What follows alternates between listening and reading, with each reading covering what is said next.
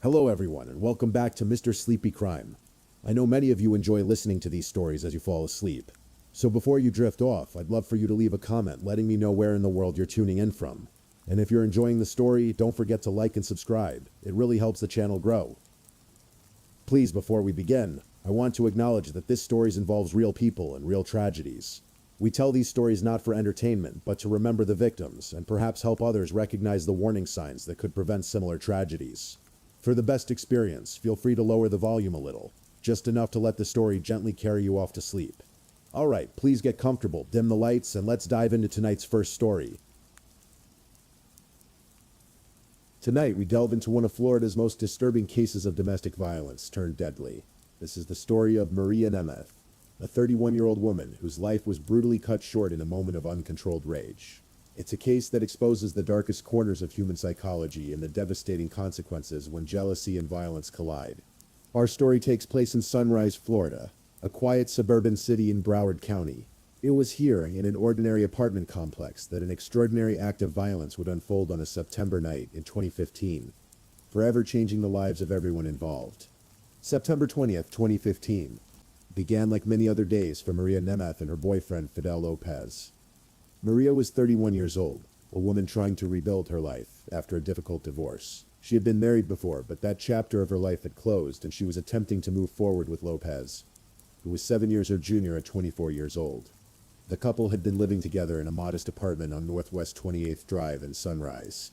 To their neighbors, they seemed like any other young couple, navigating the complexities of modern relationships. Maria worked to support herself, while Lopez struggled to find his place in the world. The relationship, like many, had its ups and downs. But no one could have predicted the horrific events that would unfold that night. As evening approached on that fateful September day, the couple decided to spend their time drinking. They had purchased a bottle of tequila, and what started as a casual evening of drinking would slowly spiral into something much darker. The alcohol flowed freely, and with each drink inhibitions lowered and emotions heightened. By the time night had fully settled over Sunrise, both Maria and Lopez were heavily intoxicated.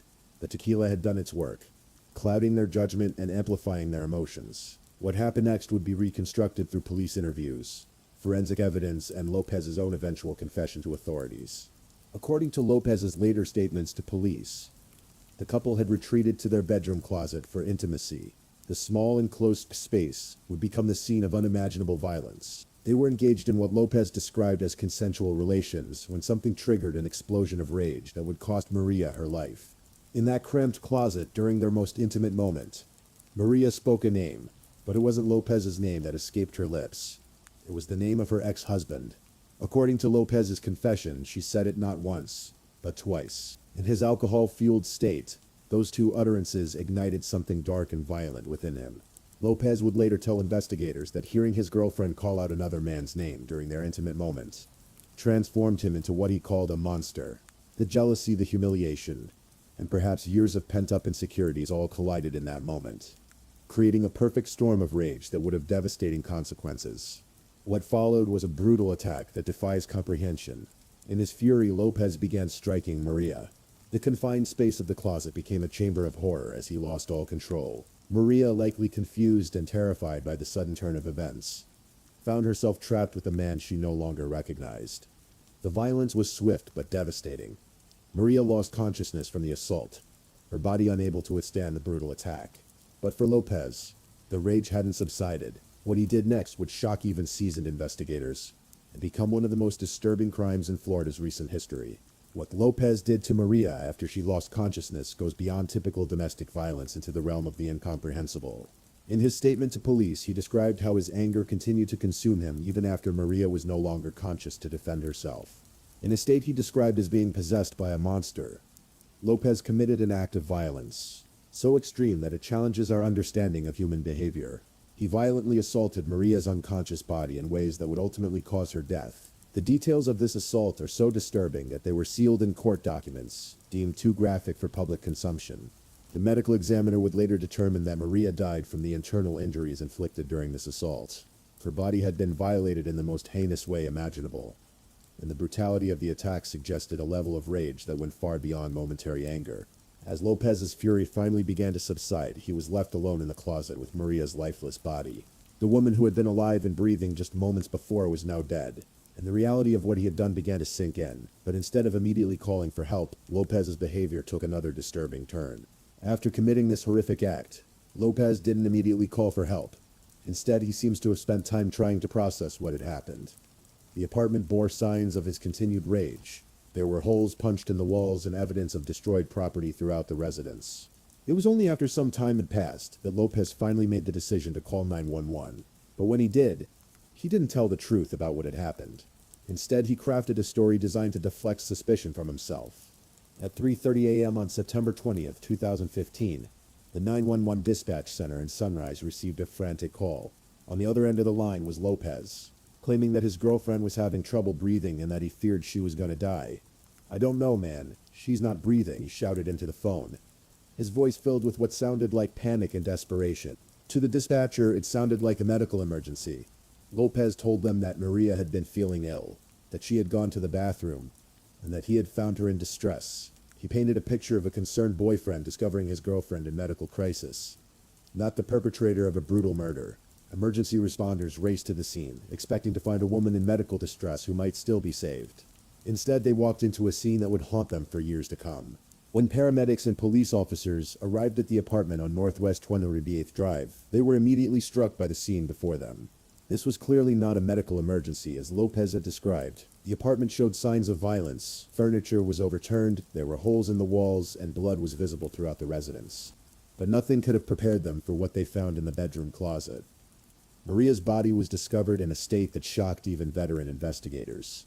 The brutality of the attack was immediately apparent, and it was clear that this was a homicide of the most extreme nature. The responding officers quickly secured the scene and arrested Lopez.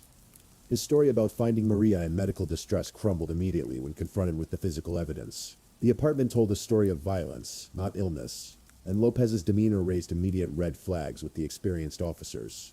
As crime scene investigators began processing the apartment, they uncovered evidence that painted a clear picture of what had occurred. The closet where Maria's body was found contained biological evidence that supported the story that would eventually emerge. Blood spatter patterns, DNA evidence, and the condition of Maria's body all pointed to a single devastating conclusion. The forensic team worked methodically through the night, documenting every piece of evidence and photographing the scene from multiple angles. Each piece of evidence they collected would later be crucial in building a case against Lopez and understanding exactly what had happened in those final terrible moments of Maria's life. Detective work began immediately, with investigators from the Sunrise Police Department taking the lead on what was clearly a complex homicide case. The initial challenge was breaking through Lopez's deceptive narrative and getting to the truth of what had happened in that apartment. Lopez was transported to the police station, where experienced detectives began the process of interrogating him. Initially, he stuck to his story about finding Maria in medical distress. He claimed they had been drinking tequila and had engaged in what he described as rough sex, but insisted that Maria had simply become ill afterward. However, the physical evidence at the scene contradicted his story at every turn. The damage to the apartment, the blood evidence, and most importantly, the condition of Maria's body, all pointed to deliberate violence rather than accidental death or medical emergency. The interrogation process was lengthy and challenging. Lopez was clearly attempting to minimize his involvement and present himself as a concerned boyfriend rather than a murderer. But as hours passed and investigators continued to confront him with the physical evidence, cracks began to appear in his story. Detectives used classic interrogation techniques, presenting him with evidence piece by piece and pointing out the inconsistencies in his account.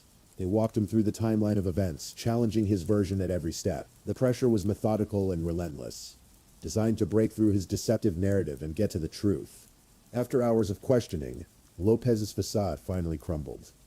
Faced with overwhelming physical evidence and the persistent questioning of experienced detectives, he finally began to tell the truth about what had happened in that closet. The confession that emerged was shocking in its brutality and honesty. Lopez admitted that he had become enraged when Maria called out her ex-husband's name during their intimate moment.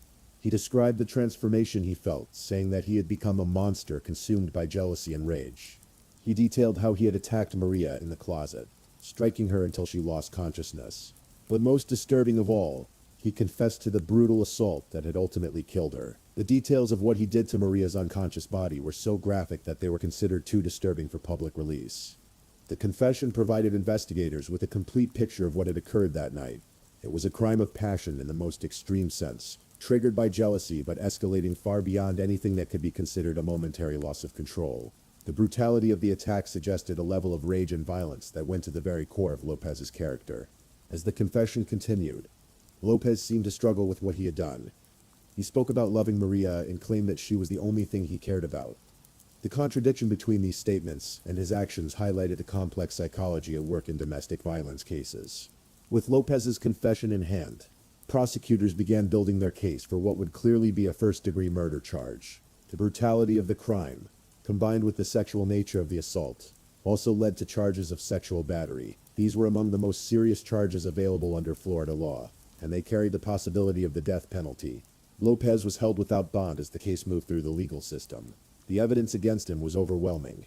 His own confession, the physical evidence from the scene, and the medical examiner's findings all painted a clear picture of premeditated murder and sexual assault. The case attracted significant media attention, both locally and nationally. The brutal nature of the crime and the circumstances surrounding it made it a sensational story that captured public attention. However, the graphic details were largely kept from public view out of respect for Maria's memory and her surviving family members. As the legal proceedings continued, Lopez's defense team faced an almost impossible task. The evidence against their client was overwhelming, and his own confession left little room for doubt about his guilt. Their primary goal became avoiding the death penalty for their client. Prosecutors, meanwhile, prepared for what they expected would be a difficult trial. The graphic nature of the evidence would be challenging for jurors to hear, and the case would require careful handling to ensure that justice was served while respecting the dignity of the victim. As the case progressed through the legal system, it became clear that Lopez's defense team was focused primarily on avoiding the death penalty. In Florida, first-degree murder cases with aggravating factors like sexual assault can result in a death sentence, and this case certainly qualified. Negotiations began between the prosecution and defense teams regarding a potential plea agreement. The defense argued that Lopez's immediate confession and cooperation with investigators should be considered as mitigating factors. They painted a picture of a young man who had made a terrible mistake in a moment of alcohol-fueled rage. However, prosecutors were hesitant to accept any plea that didn't reflect the serious nature of the crime. The brutality of Maria's murder and the circumstances surrounding it demanded serious consequences.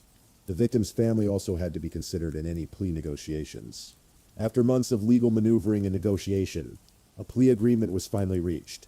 In July 2017, Lopez agreed to plead guilty to both first-degree murder and sexual battery charges in exchange for a sentence of life in prison without the possibility of parole. This plea would spare him the death penalty, but ensure that he would never again be free.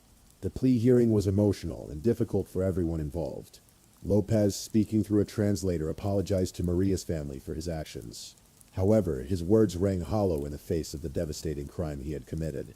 On August 3, 2017, Lopez appeared before Broward County Judge Ilona Holmes for his sentencing hearing. The courtroom was packed with Maria's family members, friends, and members of the media, covering the conclusion of this tragic case. During the hearing, Maria's uncle read a victim impact statement on behalf of the family. The statement described the devastating impact of Maria's death on her loved ones, and the struggle they faced in coming to terms with the brutal nature of her murder. It was a powerful reminder that behind every crime statistic is a real person whose life was cut short and a family left to grieve. Judge Holmes listened to the family statement before addressing Lopez directly. In her comments, she emphasized the brutality of the crime and the devastating impact it had on Maria's family and the community. She noted that while the plea agreement spared Lopez from the death penalty, it ensured that he would spend the rest of his life in prison paying for his crime. The formal sentencing was swift and final. Lopez was sentenced to life in prison without the possibility of parole, meaning he would die behind bars for his crime. As he was led away in shackles, the reality of his situation was clear. At just 26 years old, he had thrown away any chance of a normal life. For Maria's family, the sentencing brought a measure of closure, though nothing could bring back their loved one or erase the trauma of her brutal murder. They had to find a way to move forward with their lives while carrying the memory of Maria and the senseless way she died. The case of Maria Nemeth raises disturbing questions about the psychology of domestic violence and the factors that can lead to such extreme acts of brutality. While domestic violence is unfortunately common, the level of violence displayed in this case goes far beyond typical patterns of abuse.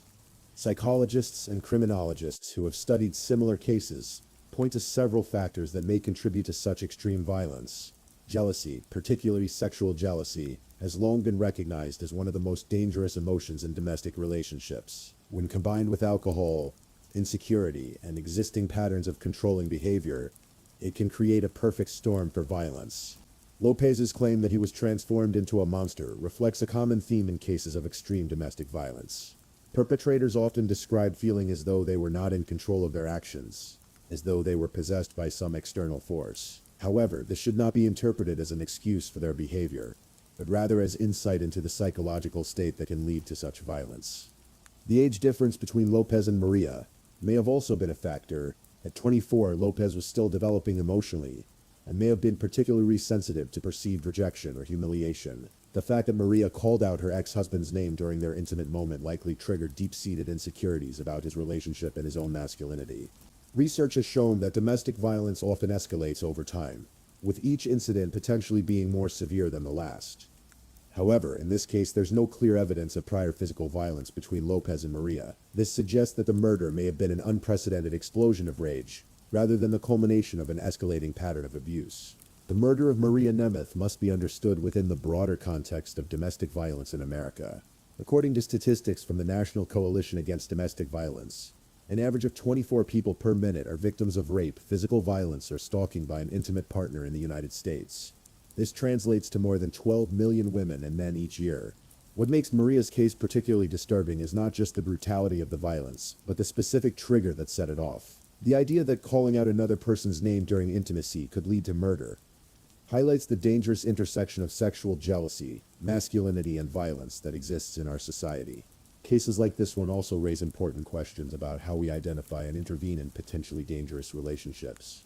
If there were warning signs that Lopez was capable of such violence, they weren't apparent to those around the couple. This highlights the challenge of predicting when domestic conflicts might escalate to lethal violence. The role of alcohol in this case also cannot be ignored. While alcohol doesn't cause domestic violence, it can lower inhibitions and escalate conflicts that might otherwise remain nonviolent. The fact that both Lopez and Maria had been drinking heavily that night may have contributed to the tragic outcome.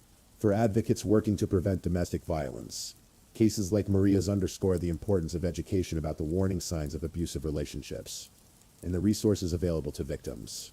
They also highlight the need for better understanding of the psychological factors that can lead to such extreme violence.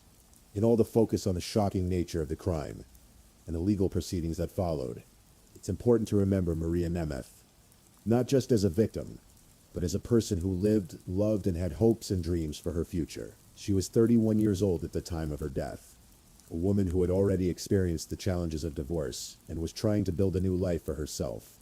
Those who knew Maria describe her as someone who was working to overcome the difficulties in her past and move forward with optimism. Her relationship with Lopez, while ultimately tragic, may have represented her hope for a fresh start and a chance at happiness after the end of her marriage. The fact that Maria had been married before and was starting over with a younger man speaks to her resilience and willingness to take risks in pursuit of love and happiness. Like many people, she was navigating the complex world of adult relationships and trying to find her place in it. Maria's murder robbed her of any chance to achieve her goals or find the happiness she was seeking.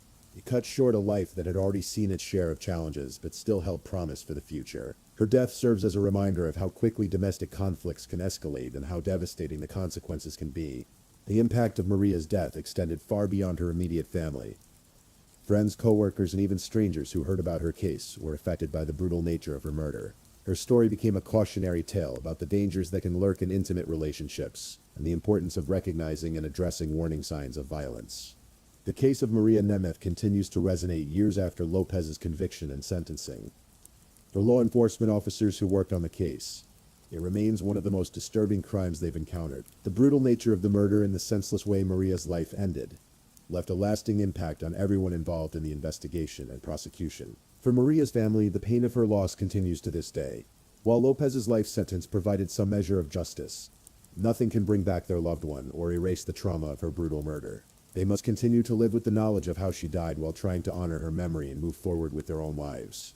The case also had an impact on the broader community in Sunrise and the surrounding area. Residents were shocked by the brutality of the crime and the fact that it happened in their quiet suburban neighborhood. It served as a reminder that domestic violence can occur anywhere and can escalate to deadly levels without warning. For domestic violence advocates and educators, Maria's case became another example of the extreme dangers that can exist in intimate relationships. It highlighted the need for better education about the warning signs of potentially violent partners and the resources available to victims of domestic abuse. The case also contributed to ongoing discussions about the role of jealousy and sexual possessiveness in domestic violence. The specific trigger for Lopez's rage, hearing Maria call out another man's name, became a focal point for understanding how certain situations can escalate deadly violence in intimate relationships. As we reflect on the tragic case of Maria Nemeth, several important lessons emerge that extend far beyond the specifics of this particular crime. First and foremost, the case illustrates how quickly domestic situations can escalate to deadly violence, even in relationships where there may not have been obvious warning signs of abuse. The role of alcohol in escalating domestic conflicts cannot be understated. While alcohol alone doesn't cause violence, it can lower inhibitions and amplify emotions in ways that lead to tragic outcomes. This case serves as a reminder of the dangerous combination of alcohol, jealousy, and intimate relationships. The case also highlights the complex psychology of domestic violence perpetrators. Lopez's description of becoming a monster reflects the way many perpetrators attempt to distance themselves from their actions, as though they were committed by someone else. Understanding this psychology is crucial for developing effective intervention strategies. For potential victims of domestic violence, Maria's case underscores the importance of trusting their instincts and seeking help if they feel unsafe in a relationship. While there's no indication that Maria felt threatened by Lopez before that fatal night, the case reminds us that domestic violence can escalate suddenly and without clear warning signs. The case also demonstrates the importance of thorough police investigations and the value of confession evidence in solving complex crimes. The investigators' persistence in questioning Lopez ultimately led to his confession and ensured that justice was served for Maria's murder. For the legal system, the case represents both a success in terms of achieving a conviction and a challenge in terms of dealing with the extremely graphic nature of the evidence. The decision to accept Lopez's guilty plea in exchange for a life sentence avoided a potentially traumatic trial while still ensuring that he would never be free again. As we conclude this story, we're left with the tragic reality of a life cut short by senseless violence. Maria Nemeth was just 31 years old when she died, a woman with her whole future ahead of her who became the victim of one of Florida's most brutal domestic homicides. The case of Maria Nemeth serves as a stark reminder of the deadly potential that exists when jealousy, alcohol, and violence intersect in intimate relationships. In a matter of moments, what should have been a private, intimate encounter between two people became the scene of unimaginable brutality that shocked investigators in the community. Fidel Lopez now sits in a Florida prison, where he will remain for the rest of his natural life. At just 26 years old when he was sentenced, he faces decades of imprisonment ahead of him, paying for the few moments of rage that cost Maria her life and destroyed his own future. His claims of love for Maria ring hollow in the face of the brutal way he ended her life. For Maria's family and friends, the pain of her loss continues, even years after her death. They must live with the knowledge of how she died while trying to honor her memory and find meaning in their own lives. Their victim impact statements at Lopez's sentencing spoke to the devastating and lasting impact of domestic violence on the loved ones of victims. The case also serves as an important reminder for all of us about the warning signs of potentially dangerous relationships and the resources available to victims of domestic violence. While Maria's case may have been difficult to predict or prevent, many domestic violence situations do escalate gradually, providing opportunities for intervention if we know what to look for. As we end tonight's story, we remember Maria Nemeth not just as a victim of a brutal crime, but as a person who lived, loved, and had hopes for her future. Her life mattered, her dreams mattered, and her memory continues to matter to those who loved her and to all of us who believe that every person deserves to live free from violence. In the quiet suburbs of Sunrise, Florida, life has returned to normal. The apartment where Maria died has new tenants, and the neighborhood has moved on. But for those who knew Maria, and for all of us who have heard her story, the memory of what happened there serves as a permanent reminder of the preciousness of life and the devastating consequences when love turns to violence.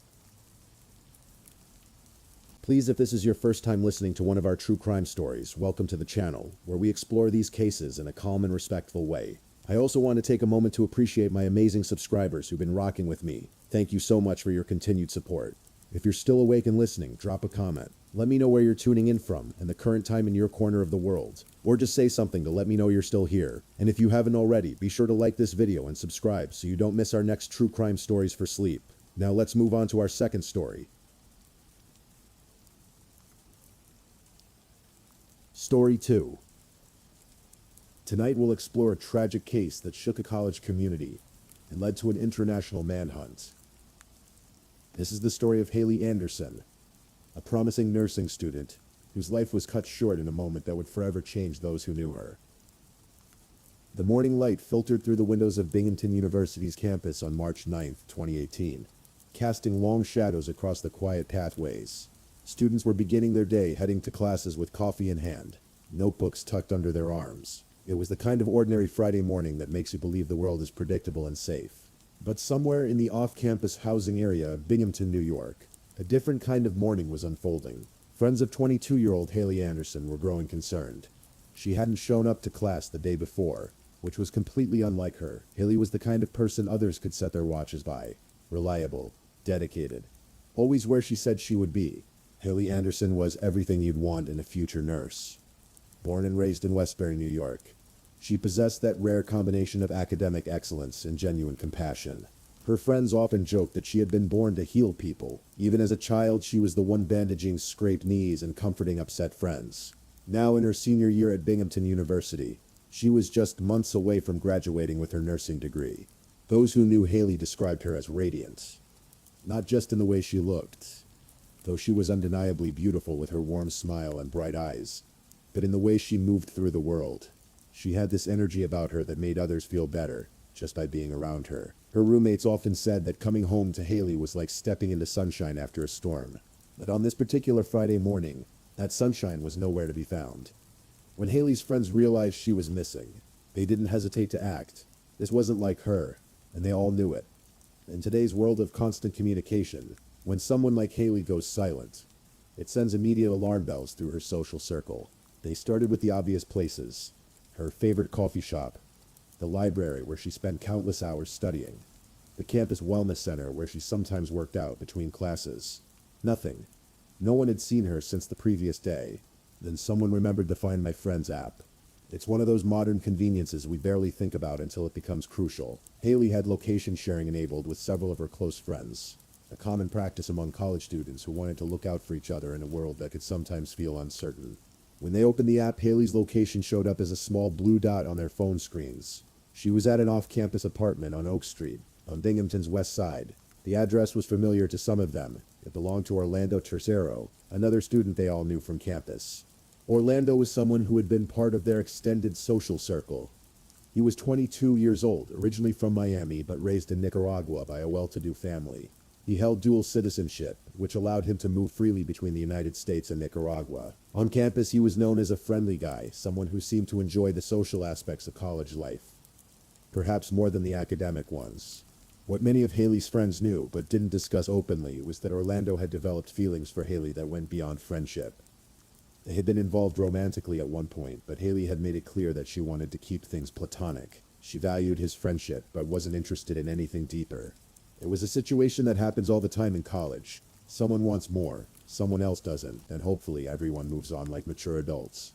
But as Haley's friends stood outside Orlando's apartment that Friday afternoon, calling her name and getting no response, they began to sense that maybe everyone hadn't moved on. The apartment was eerily quiet. Through the windows, they could see signs of life: furniture, personal belongings, the normal detritus of college living, but no movement, no response to their increasingly frantic knocking. Eventually, they found a way inside.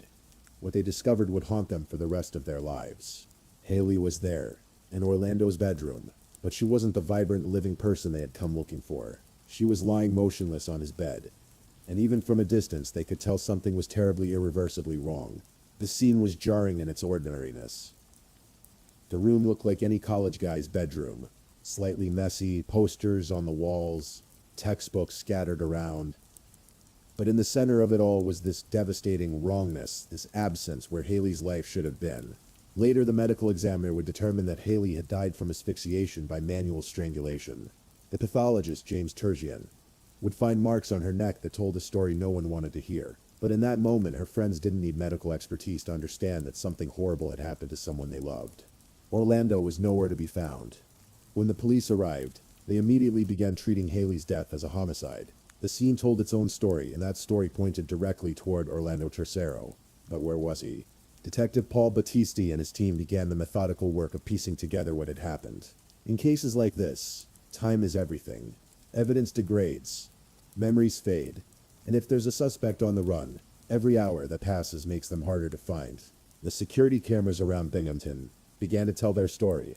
starting with a camera at Tercero's house that captured him and Haley first entering his apartment on the evening of March 8th. The timestamp showed them walking in together, Haley appearing to go willingly, nothing in her body language suggesting fear or coercion. This detail would become important later, because it painted a picture of trust betrayed. Haley had gone to Orlando's apartment as a friend, believing she was safe with someone she knew. The prosecution would later argue that he possibly strangled her while she was asleep, taking advantage of her vulnerability in the most heinous way possible.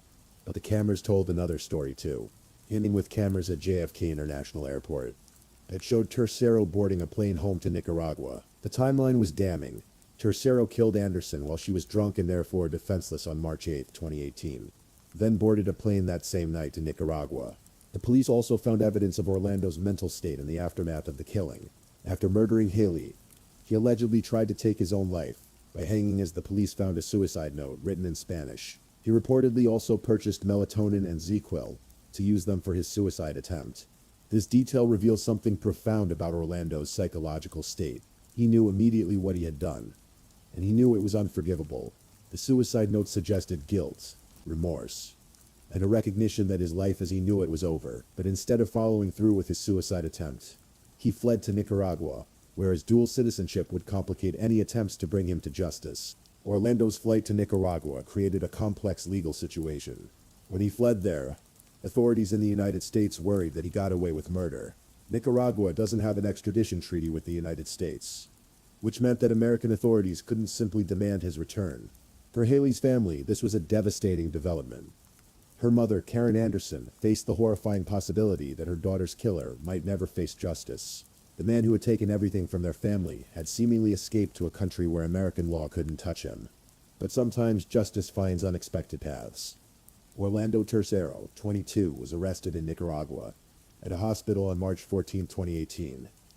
He had wounds to his lip and head that police in that country say were self-inflicted.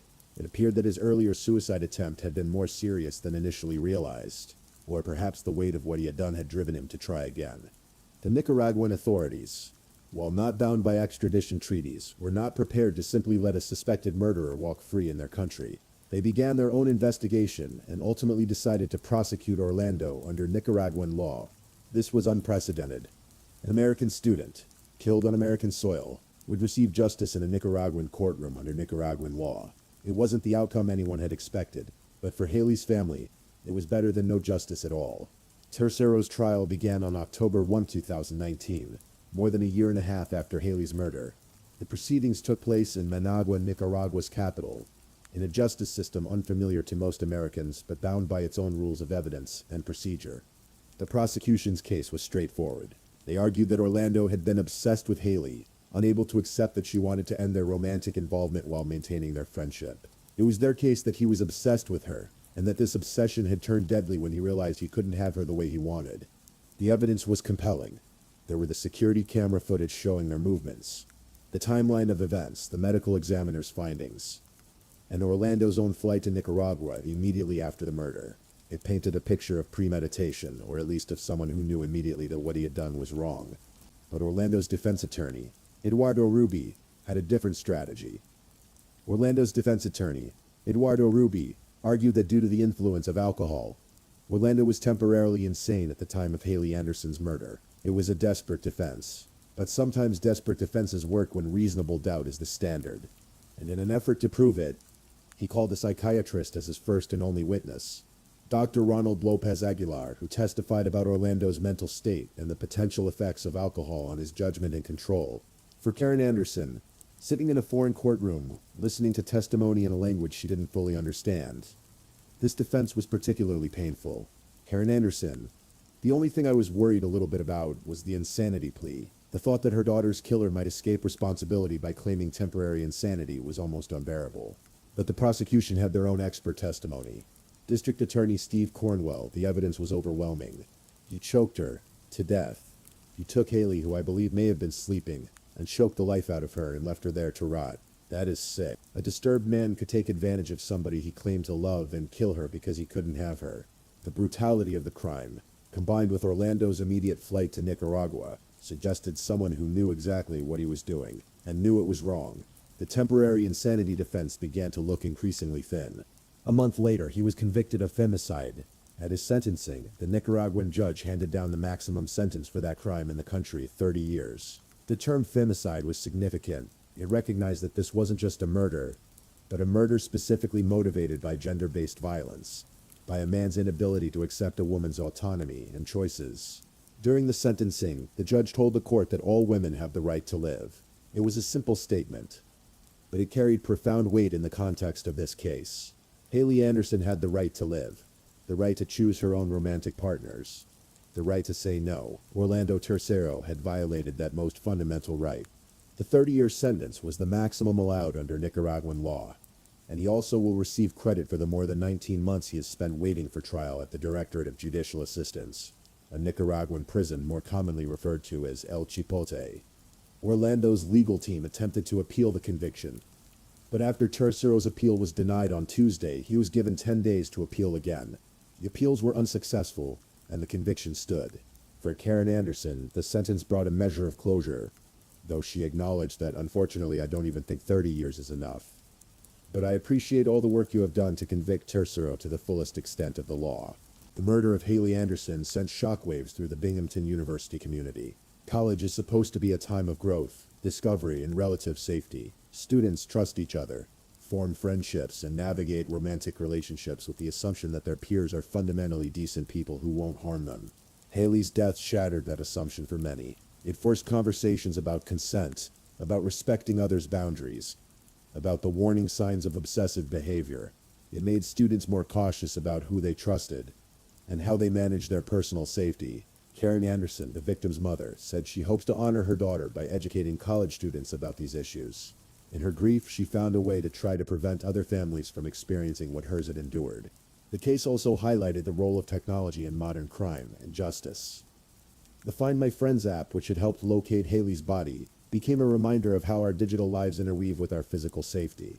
Security cameras, which captured Orlando's movements before and after the murder, provided crucial evidence that might not have existed in earlier eras.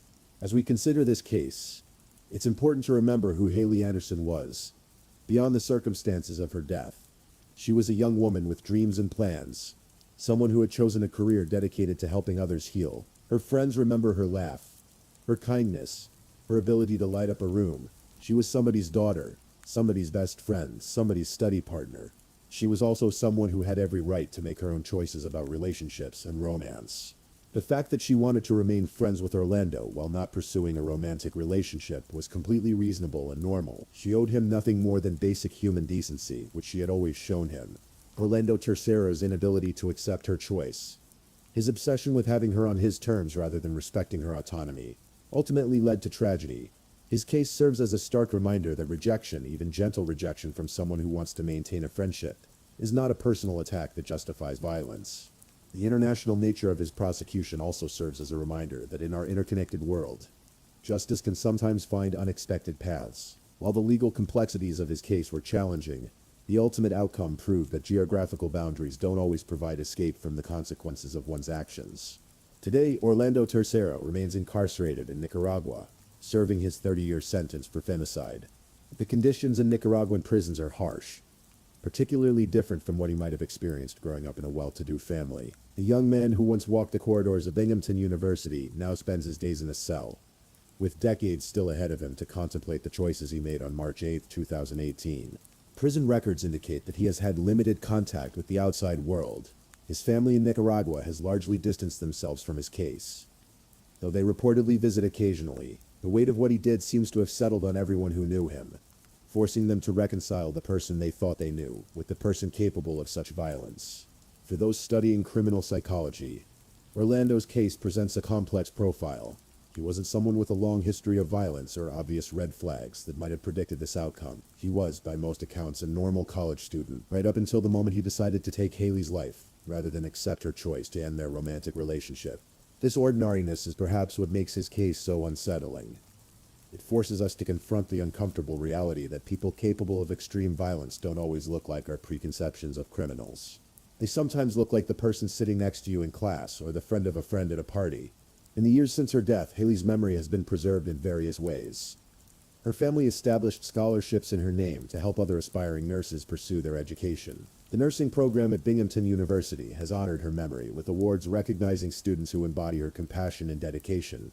Her friends, now graduated and working in various fields, carry her memory with them as they navigate their adult lives. They speak of how her death changed them, made them more aware of personal safety, more careful about trusting others, but also more determined to live fully in honor of the life that was taken too soon. The ripple effects of her death continue to spread. Students at Binghamton University today, many of whom never knew Haley personally, benefit from increased safety measures and awareness programs that were implemented in response to her murder. Her death became a catalyst for positive changes, though everyone wishes those changes hadn't been necessary. Haley's case fits into a broader pattern of gender-based violence that affects college campuses across the country. According to various studies, young women aged 18 to 24 are at particularly high risk for intimate partner violence and stalking behaviors. The college environment, with its social mixing and relative freedom, can sometimes create situations where boundary violations escalate dangerously. What makes Haley's case particularly tragic is that she had tried to handle the situation maturely. She hadn't cut Orlando out of her life completely, hadn't been cruel or dismissive. She had simply tried to maintain a friendship while being clear about her romantic boundaries. In a healthy relationship dynamic, this should have been completely acceptable. Her murder serves as a reminder that women cannot manage their way out of male violence through perfect behavior. No matter how kind, how clear, how reasonable a woman is in setting boundaries, she cannot control how others will respond to those boundaries. This is a lesson that extends far beyond college campuses. In domestic violence situations, in workplace harassment cases, in dating relationships, the responsibility for violence lies entirely with the person who chooses violence, not with the victim who is simply trying to live her life. One of the most striking aspects of this case was the role that modern technology played in both solving the crime and bringing the perpetrator to justice. The Find My Friends app, which might seem like a minor convenience in our daily lives, became the key to finding Haley's body and beginning the investigation. Similarly, the network of security cameras that captured Orlando's movements before and after the murder provided crucial evidence that might not have existed even a decade earlier. These cameras created an electronic trail that was impossible to dispute and provided prosecutors with a clear timeline of events. Even Orlando's flight to Nicaragua was captured on airport security cameras, providing visual evidence of his immediate flight from the scene. In the past, someone fleeing to another country might have simply disappeared into obscurity. Today, the digital footprints we leave make it much harder to truly escape. This technological dimension of the case also raises questions about privacy and surveillance. The same technologies that help solve Haley's murder also track our movements, our purchases, our communications on a daily basis. Most of us accept this trade-off without thinking about it, but cases like Haley's remind us of both the benefits and the costs of living in a surveilled society. As we reflect on this tragic case, it's worth considering what lessons it might offer for preventing similar tragedies in the future. While we can never completely eliminate the risk of violence, there are steps that individuals and institutions can take to reduce that risk. For individuals, Haley's case highlights the importance of trusting your instincts about people. If someone makes you uncomfortable, if they don't seem to respect your boundaries, if they react poorly to rejection, these can be warning signs worth taking seriously. For educational institutions, the case underscores the need for comprehensive education about healthy relationships, consent, and conflict resolution. Many college students are still learning how to navigate adult relationships, and they need guidance about what healthy relationship dynamics look like. The case also highlights the importance of campus safety resources. Students need to know where to turn for help if they feel threatened or unsafe, and they need to trust that those resources will be effective and supportive. Perhaps most importantly, the case reminds us of the need for broader cultural change around how we think about relationships, rejection, and male entitlement. Until we address the underlying attitudes that make some people believe they have a right to another person's romantic attention, we will continue to see tragedies like Haley's. As this story draws to a close, Orlando Tercero continues to serve his sentence in a Nicaraguan prison. He has roughly 28 years remaining on his sentence. Assuming he serves the full term, he will be in his 50s when he is released. An old man paying the price for a choice he made as a young one. Haley Anderson, on the other hand, will be forever 22, forever the bright, compassionate nursing student who wanted to help heal the world, forever the daughter who made her mother proud, the friend who could light up any room, the woman who deserved to make her own choices about love and life. Her story serves as a reminder of the preciousness and fragility of life. of the importance of respecting others' autonomy, and of the devastating consequences that can flow from a moment of violence. It's a story that no one wanted to tell, but one that needs to be remembered, so that perhaps, in some small way, it can help prevent future tragedies. In the quiet moments before sleep, when our minds settle and our thoughts turn inward, Haley's story reminds us to treasure the ordinary moments of safety and connection that make up most of our lives. It reminds us to be grateful for the people who choose kindness over violence, respect over control, love over possession. And it reminds us that every life has infinite value, infinite potential, infinite worth, including our own. Please, if you're enjoying these stories, don't forget to leave a comment. Let me know where you're listening from and what time it is in your corner of the world. And if you haven't already, be sure to like this video and subscribe so you don't miss the next true crime story for sleep. Now, let's move on to our third story.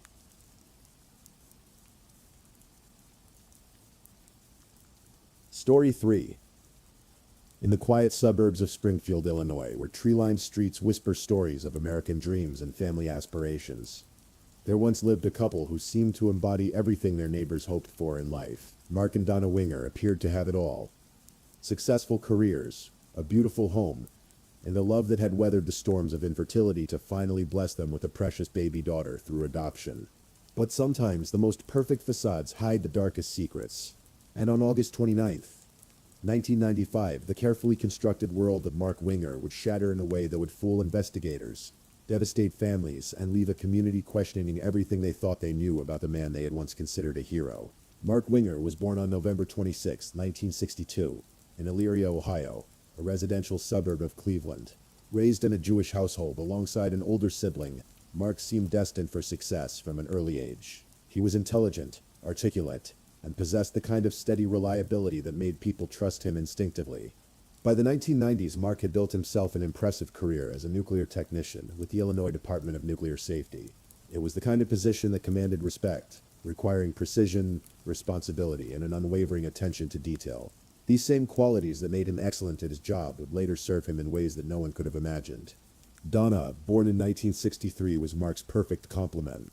Friends and family described her as vivacious, caring, and deeply committed to their marriage. She had her own professional aspirations and dreams, but like many couples of their generation, she and Mark had spent years focused on building their life together, particularly their dream of becoming parents.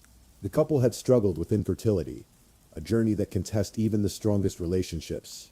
But rather than breaking them apart, it seemed to bring Mark and Donna closer together. They made the decision to adopt, and in the months leading up to August 1995, they had welcomed a beautiful baby daughter into their Springfield home. To their neighbors, to their friends, to their families, the Wingers represented everything good about suburban American life. Mark was the devoted husband and father, working hard to provide for his family. Donna was the loving mother, adjusting to life with their new daughter. They lived in a nice neighborhood, attended community events, and seemed genuinely jadify. But beneath this perfect surface, something was brewing. Something that would soon explode into violence in a way that would shock everyone who thought they knew Mark Winger. In the summer of 1995, Donna had an experience that would later become central to one of the most calculated murders in Illinois criminal history. She had occasion to use a shuttle service, the kind of professional transportation that was common for people traveling to and from airports or other destinations when they needed reliable transport. The driver assigned to her that day was Roger Harrington, a 27-year-old man who worked for an airport shuttle company. Roger was described by those who knew him as a generally decent person, though he had some personal struggles. Like many young adults trying to find their place in the world, Roger had faced some challenges in his life, but nothing that marked him as dangerous or violent. During that shuttle ride, something happened that made Donna uncomfortable. The exact nature of what transpired has been the subject of much discussion and investigation. But what's clear is that Donna felt unsettled enough by Roger's behavior or comments that she mentioned the incident to Mark when she got home. In a normal marriage, this might have been a passing conversation, an uncomfortable experience shared between spouses, discussed and then forgotten as life moved on. But Mark Winger was not operating within the bounds of a normal marriage, though no one knew that at the time. In Mark's calculating mind, Donna's uncomfortable experience with Roger Harrington wasn't just an unpleasant incident. It was an opportunity. What Donna didn't realize as she shared her concerns with her husband was that she was handing him the perfect patsy for a murder he was already planning. In Mark's twisted thinking, Roger Harrington had just become the ideal fall guy for what would be one of the most elaborate staged crime scenes in criminal history. August 29th, 1995, started like any other day in the Winger household. Mark went to work at his job with the Illinois Department of Nuclear Safety, carrying out the precise technical work that had earned him respect and trust in his professional community. Donna spent her morning caring for their infant daughter, probably running the small errands and managing the countless details that fill the days of new mothers. But unbeknownst to Donna, Mark had been making preparations. He had been thinking, planning, orchestrating what would become a masterpiece of deception that would fool law enforcement for years to come. Sometime that day, Mark contacted Roger Harrington. The exact pretext for this contact has been a matter of investigation and speculation. But what's clear is that Mark lured Roger to the Winger home. Perhaps he claimed he wanted to discuss Donna's complaints about the shuttle service. Perhaps he suggested there was a business opportunity. Or maybe he simply made up some reason why Roger needed to come to the house. Whatever story Mark told, Roger Harrington drove his maroon Oldsmobile to the Winger residence that evening, parking it in front of their well-maintained suburban home. He walked up to the front door, probably expecting a brief conversation, maybe an apology, possibly even a business discussion. He had no idea he was walking into his own execution. What happened inside the Winger home that evening was brutal, calculated and executed, with the cold precision of someone who had thought through every detail. Mark Winger didn't kill in a moment of passion or during a sudden argument. This was premeditated murder, planned and carried out with methodical efficiency. First, Mark turned on Donna, the woman who had trusted him completely, who had built a life with him, who had just months before become the mother of his adopted daughter. Using a hammer, a tool that would leave devastating, unmistakable injuries, Mark attacked his wife with savage force. Donna was struck in the head no fewer than 7 times. The brutality of the assault was shocking, the kind of violence that speaks to deep rage, or in Mark's case, the cold determination. Ensure his victim could never tell the truth about what really happened. As Donna lay dying, or already dead from these massive head injuries, Mark turned his attention to Roger Harrington. Roger, who had come to the house unsuspecting, who had no reason to expect violence, who was probably completely bewildered by what he was witnessing. Mark shot Roger twice in the head, killing him quickly and efficiently. But Mark's work wasn't finished. In fact, the murders were just the beginning of his performance. Now came the staging, the careful arrangement of the scene that would sell his story to the police, to the community, and to everyone who would investigate what appeared to be a tragic home invasion. Mark positioned the bodies carefully. He arranged Roger's body near Donna's, creating the scene he wanted police to discover. He placed the hammer near Roger, making it look like Roger had been the one wielding it against Donna. Every detail was calculated to support the story he was about to tell. Then, with the cold-blooded composure that would characterize his entire deception, Mark Winger called 911. When police arrived at the Winger home that evening, they found what appeared to be a straightforward, if tragic, crime scene. Mark met them at the door, shaken and distraught, but coherent enough to tell his story. According to Mark, he had come home to find Roger Harrington attacking his wife with a hammer. Mark claimed he had witnessed Roger kneeling beside Donna, beating her with the weapon in a savage assault, in what he described as an act of desperate defense of his family. Mark said he had grabbed his gun and shot the intruder, but tragically it was too late to save Donna.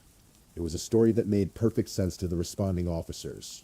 Here was a devoted husband and father who had walked into every homeowner's worst nightmare, a violent stranger attacking his family in their own home. Mark had acted exactly as any protective husband and father would, using lethal force to stop a brutal assault on his wife.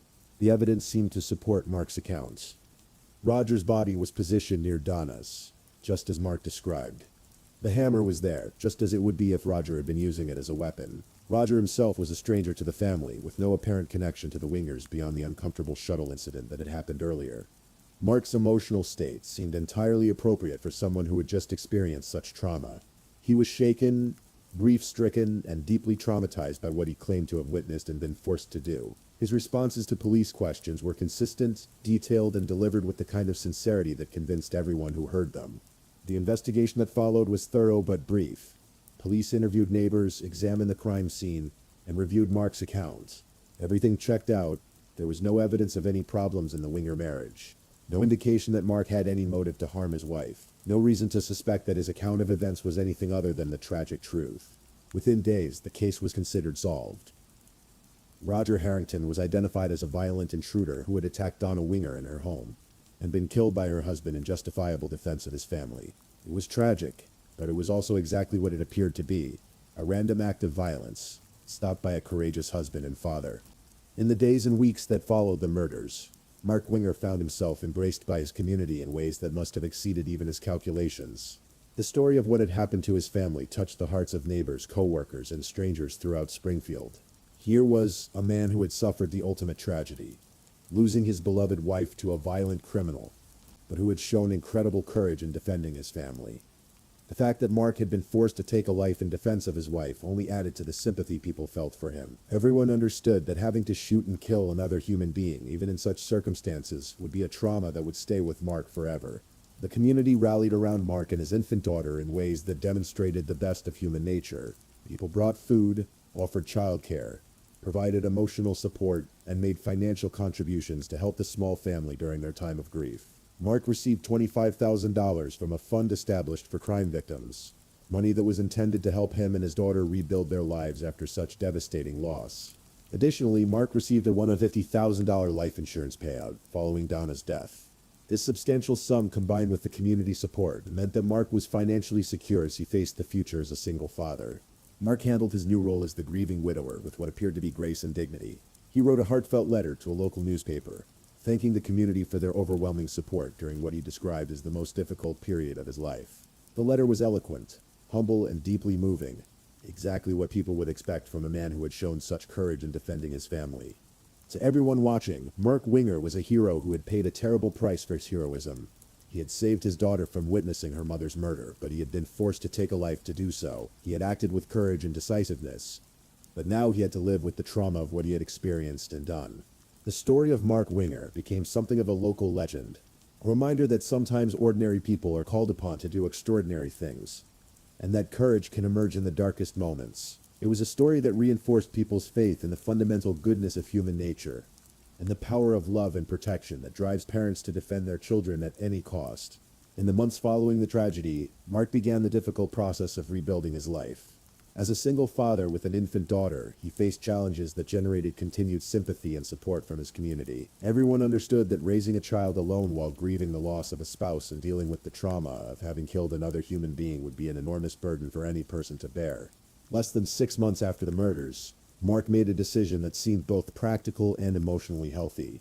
He hired a nanny to help care for his daughter. The woman he chose was Rebecca Simic, someone who could provide the kind of stable, nurturing care that his daughter needed during this difficult time. Rebecca's entry into the Winger household was viewed by everyone as a positive development. Mark needed help, his daughter needed care, and Rebecca seemed like exactly the right person to provide both. She was professional, caring, and understood the unique challenges facing this small family as they worked to heal from their trauma. What no one anticipated was how quickly the relationship between Mark and Rebecca would evolve beyond a professional arrangement. Within a relatively short period, their working relationship had developed into something more personal, more intimate. Mark and Rebecca fell in love, or at least what appeared to be love to everyone watching their relationship develop. To the community that had been following Mark's story, this development seemed both natural and encouraging. Here was a man who had suffered tremendous loss, but who was finding a way to open his heart again. Here was a woman who was not only caring for his daughter, but was bringing love and stability back into his life. It was the kind of happy ending that people hoped for after such tragedy. When Mark and Rebecca married, their wedding was celebrated by everyone who had supported Mark through his darkest days. It seemed like the final chapter in a story of redemption, healing, and the power of love, to overcome even the most devastating trauma. Over the next few years, Mark and Rebecca expanded their family, having 4 children together. Mark seemed to have successfully rebuilt his life, creating a large, loving family that honored Donna's memory while moving forward into a hopeful future. He was a respected member of his community, a devoted father to 5 children, and a husband who had found love again after unimaginable loss. For 4 years, the story of Mark Winger remained exactly what it appeared to be. A tragedy followed by healing, loss followed by love, darkness followed by light. But in 1999, cracks began to appear in this perfect narrative. The first whispers of doubt about Mark Winger's story came not from law enforcement, but from the civil courts. 4 years after the murders, questions were raised in a civil lawsuit that cast doubt on the official version of events from that August evening in 1995. The lawsuit brought forward allegations that seemed almost impossible to believe. That Mark Winger had not been the hero everyone thought he was, but instead had been the perpetrator of both murders. According to these allegations, Mark had not saved his daughter from witnessing her mother's murder. He had been the one who committed that murder in the first place. These accusations were based on the analysis of a blood spatter expert who had reviewed the evidence from the crime scene. Blood spatter analysis is a specialized field of forensic science that examines the patterns of blood at crime scenes. To determine how events unfolded, the experts' analysis suggested that the blood patterns at the Winger home were inconsistent with Mark's account of what had happened. In December 1999, the Springfield State Journal-Register ran an article detailing these allegations, bringing them to public attention for the first time. For people who had supported Mark through his tragedy and celebrated his recovery, these accusations were shocking and difficult to believe. How could the man they had embraced as a hero actually be a cold-blooded killer? How could someone who had shown such love for his family have been the one to destroy it? The allegations seemed to contradict everything they knew about Mark Winger and everything they had witnessed over the previous 4 years. But once questions were raised, other inconsistencies began to emerge. Details that had seemed minor or irrelevant in 1995 took on new significance when viewed through the lens of suspicion, rather than sympathy. The public attention generated by the civil lawsuit allegations forced law enforcement to take a fresh look at the Winger case. What had been considered a closed case, a tragic but straightforward home invasion, was now being questioned by forensic experts and legal professionals.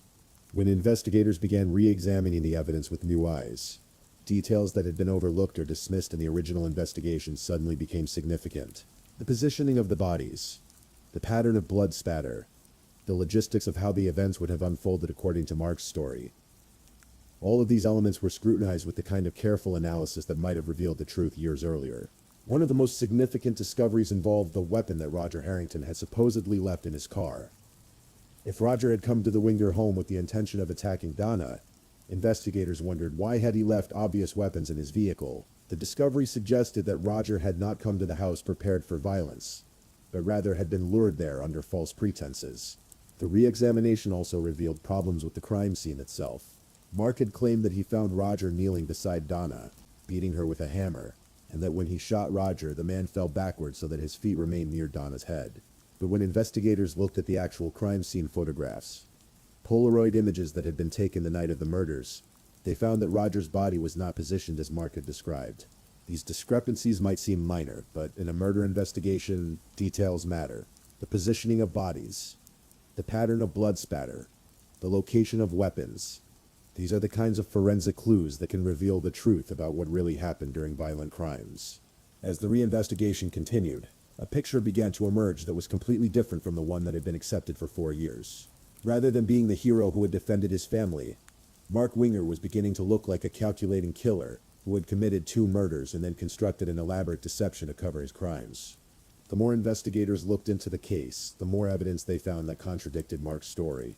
The forensic analysis that had been superficial in 1995 was now conducted with sophisticated techniques and careful attention to detail that revealed the true sequence of events.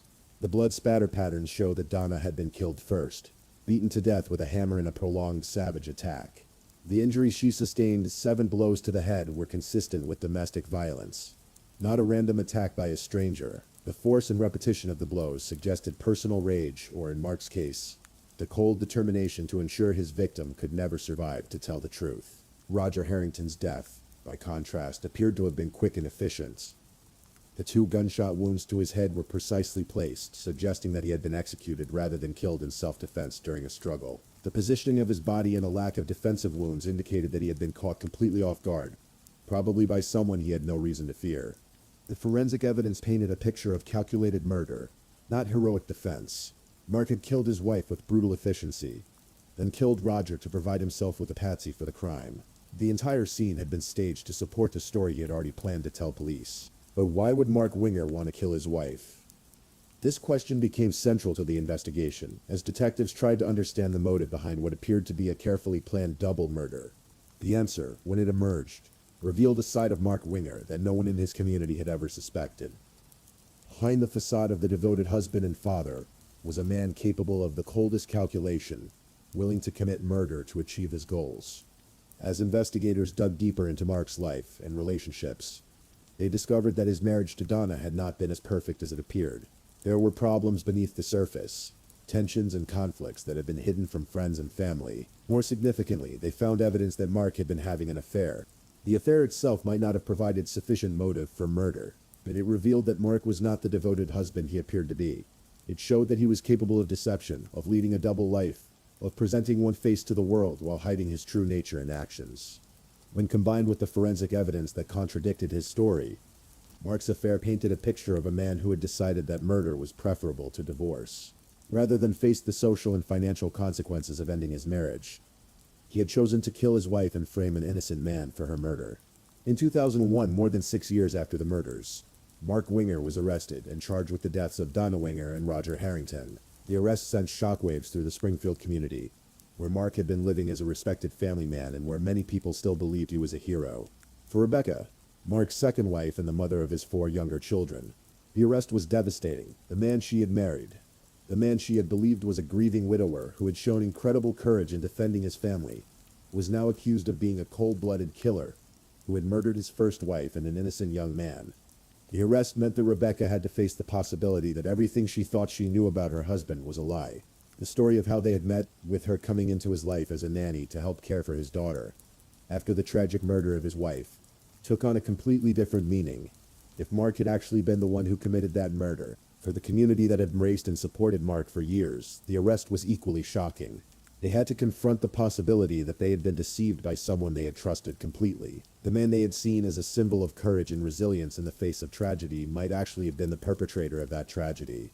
But perhaps most heartbreaking of all was the realization of what this meant for Mark and Donna's adopted daughter, now 6 years old, and for the 4 children Mark had with Rebecca. These children would have to grow up with the knowledge that their father was accused of murder, that the story they had been told about their family's history was a lie.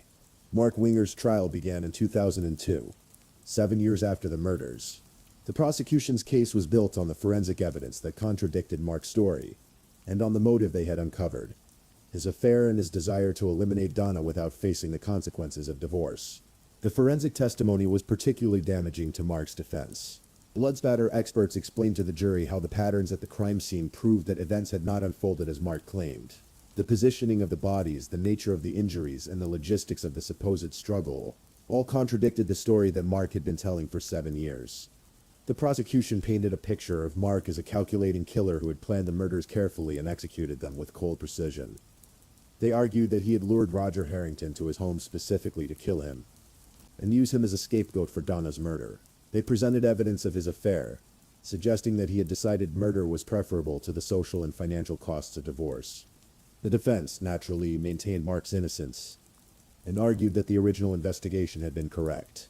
They pointed to the years that had passed since the murders, and suggested that the reinvestigation was flawed. They emphasized Mark's character as a devoted father and respected member of the community, asking the jury how such a man could be capable of such crimes. But the evidence against Mark was overwhelming. The forensic analysis was compelling. The contradictions in his story were clear, and the alternative explanation, that he had staged an elaborate murder scene to cover his crimes, made more sense than the random home invasion he had originally claimed. On May 5, 2002, after deliberating for several hours, the jury returned a verdict of guilty on both counts of first-degree murder. Mark Winger, the man who had been hailed as a hero for 7 years, was convicted of murdering both his wife Donna and the innocent man he had framed for her death, Roger Harrington. The verdict was a vindication for investigators who had worked to uncover the truth, and for the families of both victims who had waited years for justice. But it was also a devastating blow to everyone who had believed in Mark's innocence, particularly his second wife Rebecca and their children. Mark Winger was sentenced to life in prison without the possibility of parole for the murders of Donna Winger and Roger Harrington. The sentence reflected the severity of his crimes and the calculating nature of his deception. But Mark's story didn't end with his conviction. In 2005, while already serving his life sentence, Mark was convicted of an additional crime: solicitation of murder. From behind bars, he had allegedly attempted to arrange the murder of a childhood friend who had refused to pay his bail during his trial. This additional conviction revealed that even facing life in prison, Mark continued to demonstrate the same calculating willingness to use violence to solve his problems that had led to the original murders. It suggested that his capacity for manipulation and violence went even deeper than the prosecution had argued during his trial. For Rebecca, who had stood by Mark through his trial, the additional conviction was apparently the final straw. She had maintained her belief in his innocence through years of investigation and prosecution, but the evidence of his continued attempts to orchestrate violence from prison finally convinced her that she had been deceived. The realization that she had been married to a killer, that she had borne 4 children with the man who had murdered his previous wife, was devastating. Rebecca eventually divorced Mark and worked to rebuild her life and protect her children from the legacy of their father's crimes. In 2021, more than 20 years after the murders, Rebecca finally spoke publicly about her experience. Her story revealed the depth of Mark's deception and the devastating impact his crimes had on everyone who had believed in him. In all the focus on Mark Winger's deception and manipulation, it's important to remember the real victims of his crimes: Donna Winger and Roger Harrington, two people whose lives were cut short by his calculating violence. Donna was 32 years old when she was murdered, a woman who had just begun to experience the joys of motherhood through the adoption of her daughter. She had dreams and aspirations, people who loved her, and a future that was stolen from her by the man she trusted most in the world. Her death was not the result of a random crime or a moment of passion, but rather the cold calculation of someone who had decided she was expendable. Roger Harrington was 27 years old, a young man who was still finding his way in life, but who deserved the chance to continue that journey. He became a victim not because of anything he had done, but simply because Mark Winger needed a scapegoat for his wife's murder. Roger went to the Winger home that evening expecting a conversation, perhaps even hoping to resolve whatever issues had arisen from his interaction with Donna. Instead, he walked into his own execution. The tragedy of both deaths is compounded by the years of deception that followed. For 7 years, Donna was remembered as the victim of a random crime, while Roger was vilified as her killer. The truth of their deaths was hidden behind Mark's lies, meaning that neither victim received the justice they deserved until years after their others. Today, Donna and Roger are remembered not as the victim and perpetrator of a random crime, but as the dual victims of a calculating killer who destroyed their lives to serve his own twisted purposes. Their deaths serve as a reminder of how domestic violence can hide behind facades of respectability, and how the most dangerous perpetrators are often those who appear most trustworthy to the outside world. The case of Mark Winger offers several important lessons about the nature of domestic violence, the importance of thorough criminal investigation, and the devastating impact that skilled manipulation can have on entire communities. First, the case demonstrates how domestic violence can be hidden behind carefully constructed facades of respectability. Mark Winger appeared to everyone around him to be an ideal husband and father, successful, devoted, and loving. This appearance allowed him to commit murder and avoid suspicion for years, precisely because no one could imagine that such a good man could be capable of such violence. The case also highlights the critical importance of thorough forensic investigation in murder cases. The original investigation in 1995 was hampered by assumptions and by the compelling nature of Mark's story. When investigators took his account at face value and failed to conduct detailed forensic analysis, they missed evidence that would have revealed the truth immediately. It was only when the case was re-examined years later, with sophisticated forensic techniques and careful attention to physical evidence, that the truth emerged. This underscores how important it is for investigators to follow the evidence rather than accepting the most obvious or compelling explanation for violent crimes. Perhaps most significantly, the case reveals the devastating impact that skilled manipulators can have, not just on their immediate victims, but on entire communities. Mark Winger didn't just kill his wife and Roger Harrington, he also betrayed the trust of everyone who supported him, believed in him, and celebrated what they thought was his heroism. The people who contributed to victim funds, who provided emotional support, who embraced Mark as a symbol of courage and resilience. All of these people were victimized by his deception. Their compassion and generosity were exploited by someone who used their good nature to hide his crimes. For Rebecca and the children, the impact was even more devastating. Rebecca had to face the realization that her entire relationship with Mark had been built on lies, that the man she loved and trusted had been a killer all along. The children had to grow up with the knowledge that their father was a murderer, that the family story they had been told was a fabrication designed to hide horrible crimes. The Winger case created ripple effects that extended far beyond the immediate victims and their families. The case became a cautionary tale about the dangers of taking appearances at face value and the importance of maintaining healthy skepticism, even when dealing with seemingly trustworthy individuals. For law enforcement, the case highlighted the need for thorough forensic investigation, and the dangers of closing cases too quickly, based on compelling but unverified accounts from potential suspects. The techniques that eventually revealed the truth about Mark's crimes were available in 1995, but they weren't used because investigators were satisfied with the obvious explanation for the murders. For the community of Springfield, the case was a harsh reminder that evil can hide behind the most respectable facades. People who had opened their hearts and wallets to support what they believed was a grieving family had to confront the fact that they had been deceived by a calculating killer. The case also had broader implications for how domestic violence is understood and investigated. Mark Winger's ability to hide his true nature for so long, to appear as the perfect husband while planning and executing his wife's murder, demonstrates how skilled abusers can be at manipulation and deception.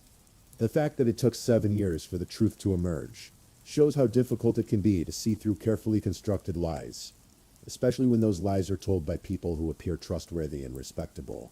As we reach the end of this story, we're left with the sobering reminder that the most dangerous people are often those who appear most harmless. Mark Winger spent 7 years being celebrated as a hero, while the truth of his crimes remained hidden beneath a carefully constructed facade of grief and respectability. The murders of Donna Winger and Roger Harrington were not random acts of violence or crimes of passion. They were calculated killings carried out by someone who believed he could manipulate the system, deceive his community, and literally get away with murder. For 7 years, he was right. His deception was so complete, his performance so convincing, that he not only avoided suspicion but was actually celebrated for what people believed was his courage in defending his family. It was only through the persistence of investigators who refused to let inconsistencies go unexamined, and through advances in forensic science that revealed the truth hidden in blood patterns and crime scene evidence, that Mark Winger's carefully constructed lies finally crumbled. Today, Mark Winger sits in prison, serving life without parole for the murders he committed and the lives he destroyed. His story serves as a reminder that justice, though sometimes delayed, can ultimately prevail when dedicated investigators refuse to accept easy answers and continue to seek the truth. The case stands as a testament to the victims. Donna, who trusted the wrong person completely, and Roger, who walked innocently into a trap that cost him his life. Their memories are no longer overshadowed by lies and deception, but honored with the truth about how they died and who was responsible for their deaths.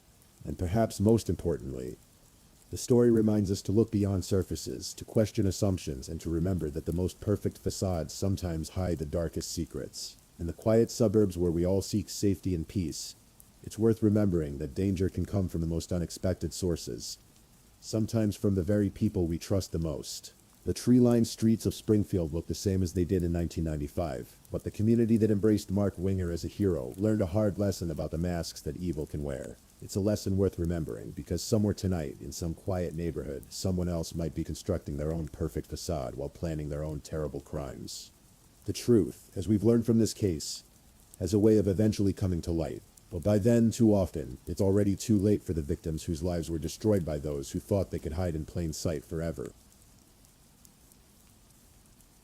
Please, I'm just putting it out there. If you're still awake and listening, drop a comment. Let me know where you're tuning in from, the time in your part of the world, or just say something to let me know you're still with me. And of course, if you haven't already, like this video and subscribe so you don't miss the next true crime story for sleep. Now let's move on to our fourth story. Story 4. In the quiet suburbs of St. Johns County, Florida, where Spanish moss drapes over oak trees and suburban neighborhoods blend seamlessly into natural landscapes. The spring of 2021 seemed like any other. Children rode their bikes down tree-lined streets. Families gathered for weekend barbecues, and teenagers counted down the days until summer vacation. But on one fateful night in May, this peaceful community would be forever changed by an act of violence, so shocking, so inexplicable, that it would shake the very foundation of how neighbors viewed the safety of their own homes. This is the story of Tristan Bailey, a 13-year-old girl whose life was cut tragically short, and the investigation that would reveal the dark truth behind her disappearance on Mother's Day weekend. Tristan Tyne Bailey was born far from the Florida suburbs where her story would end. She came into the world in Singapore, where her family was stationed due to her father's military service. From her earliest days, Tristan was described by those who knew her as a ray of sunshine, a girl who possessed an infectious laugh and a smile that could light up any room she entered. When the Bailey family eventually settled in St. Johns County, Florida, Tristan quickly adapted to life in the American South. She enrolled at Patriot Oaks Academy, a school known for its strong sense of community and academic excellence. There, she threw herself into cheerleading with the same enthusiasm she brought to everything in her life. Her teammates would later remember her as someone who was always encouraging others, always ready with a kind word or a helping hand during difficult routines. At 13, Tristan was navigating the complex world of teenage friendships and social dynamics that every middle schooler faces. She had her close circle of friends, participated in school activities, and like many teens her age, was beginning to explore the independence that comes with growing up. Her family described her as responsible and trustworthy, the kind of daughter who would always let them know where she was going and when she would be home. The Bailey household was a typical American family scene. Tristan's parents worked hard to provide for their children, and they had established the kind of close-knit family bonds that many strive for: Sunday family dinners, attendance at Tristan's cheerleading competitions, and the everyday rhythms of homework help and bedtime stories created the backdrop of a life that seemed perfectly ordinary and beautifully normal. But in suburban America, normalcy can sometimes mask darkness that lurks just beneath the surface. In the same school halls where Tristan practiced her cheers and laughed with friends, another student was harboring thoughts that would soon tear apart the very fabric of their community. Aiden Fucci was also 14 years old when he entered Tristan Bailey's orbit at Patriot Oaks Academy. To outward appearances, he seemed like many teenage boys, quiet, perhaps a bit moody, navigating the awkward transition from childhood to adolescence. He lived with his family in the same general area as Tristan, part of the same suburban landscape of manicured lawns and two-story homes. But those who knew Aiden well began to notice concerning patterns in his behavior. There were whispers among classmates about his fascination with violence, his tendency toward disturbing jokes, and what some would later describe as a troubling preoccupation with death and harm. These were the kinds of warning signs that, in retrospect, would seem like glaring red flags, but at the time were perhaps dismissed as typical teenage rebelliousness or attention-seeking behavior. Aiden's social media presence would later reveal a deeper, more disturbing picture. Posts and messages that spoke to violent fantasies, images that celebrated death and brutality, and interactions that showed a young mind increasingly drawn to darkness. Yet in the halls of Patriot Oaks Academy, he remained largely under the radar. Not popular, but not particularly notorious either. The intersection of Tristan and Aiden's lives was unremarkable at first. They shared classes, moved in overlapping social circles, and knew each other the way most students in a medium-sized school know their classmates.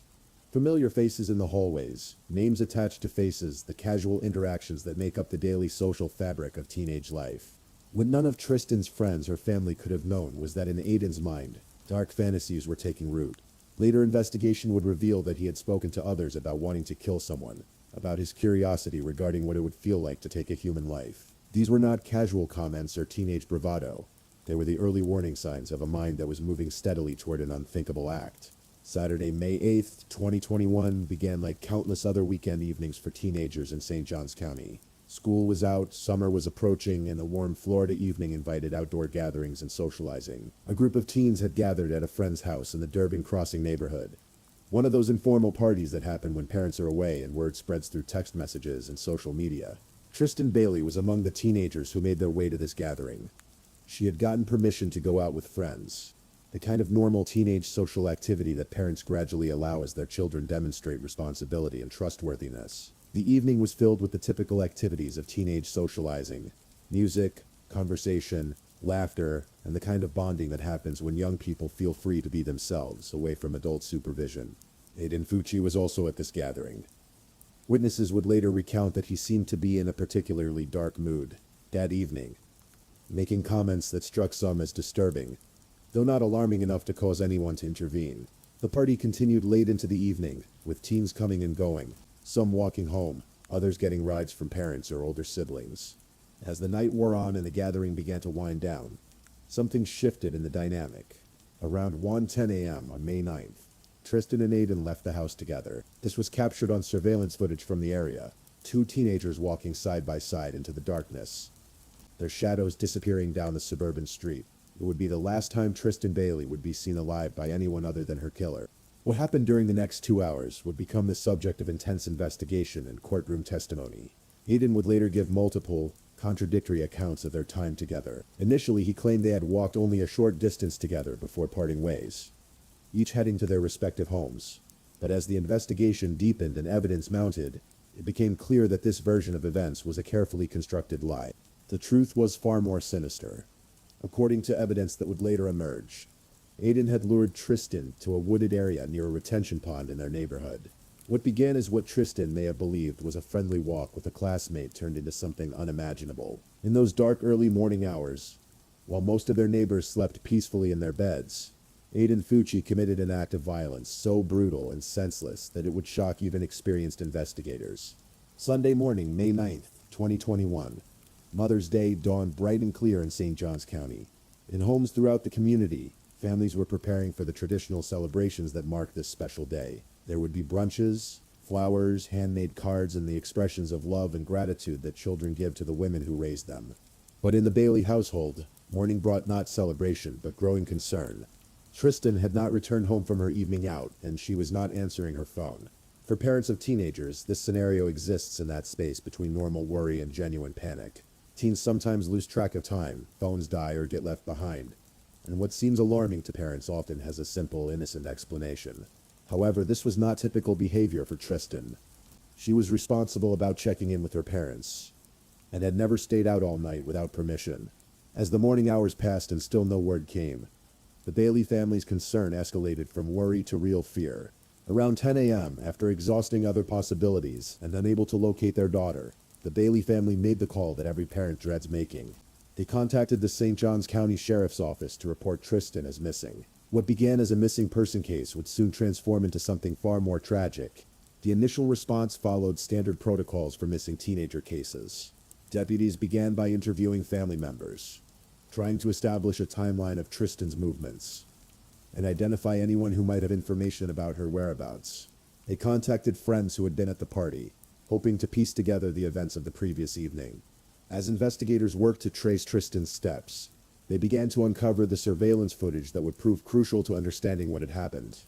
The cameras that dotted the suburban neighborhood, security systems on homes, traffic cameras, business surveillance, began to tell a story. The footage showed Tristan and Aiden leaving the party together, walking through the neighborhood in the early morning hours.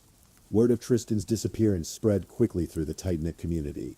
Social media buzzed with concerns and calls for information. Neighbors organized search parties, combing through the wooded areas and retention ponds that were scattered throughout their development. The kind of community response that emerges in times of crisis began to mobilize.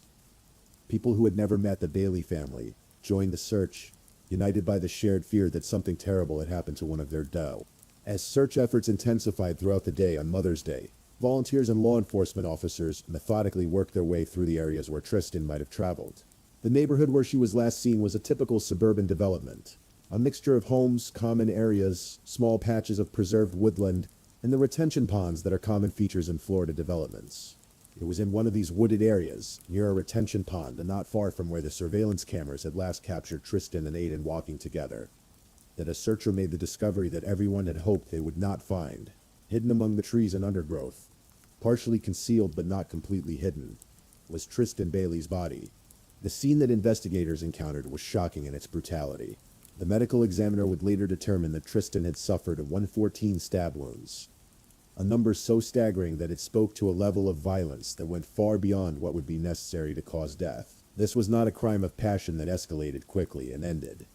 This was a sustained, brutal attack that demonstrated a level of cruelty that defied comprehension.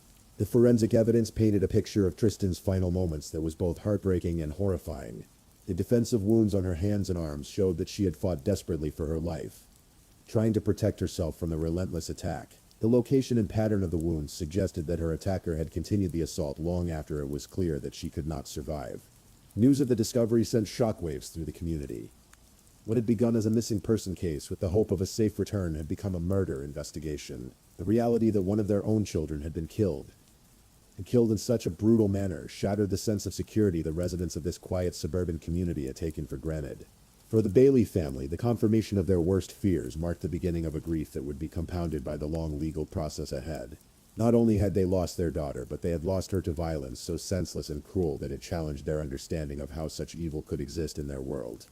With Tristan's body discovered and the case officially classified as a homicide, the St. Johns County Sheriff's Office launched a full-scale murder investigation. The evidence collection at the scene was extensive and methodical, with forensic technicians documenting every detail that might provide clues to the identity of the killer. The surveillance footage that had tracked Tristan and Aiden's movements became even more crucial. Investigators could see clearly that the two teenagers had left the party together, and that only one of them had returned home that night. The timeline was becoming clear. Tristan had left the party with Aiden around 1:10 a.m., and Aiden had returned to his home around 3:30 a.m. alone. But the investigation went beyond just the timeline. Forensic evidence at the scene began to paint a picture of what had occurred during those missing hours. DNA evidence, blood spatter analysis, and the recovery of physical evidence would all play crucial roles in building the case against Tristan's killer. One of the most chilling pieces of evidence discovered was writing found on Tristan's body, words that had been written on her arm, seemingly by her attacker. The content of this writing was so disturbing that investigators initially withheld details from the public, understanding that such information would be deeply traumatic for the victim's family and the community at large. Meanwhile, Aiden Fucci found himself at the center of the investigation. As the last person seen with Tristan alive, he was brought in for questioning. Initially, he maintained his story that he and Tristan had walked only a short distance together before parting ways. He claimed to have gone straight home and suggested that perhaps Tristan had encountered someone else after they separated. But Aiden's story began to unravel under scrutiny. The surveillance footage contradicted his claims about where they had walked and how long they had been together. Physical evidence linked him to the crime scene, and perhaps most damning of all, investigators began to uncover evidence of Aiden's previous statements about wanting to kill someone. Statements that had been dismissed by those who heard them as teenage bravado, but now took on a sinister significance.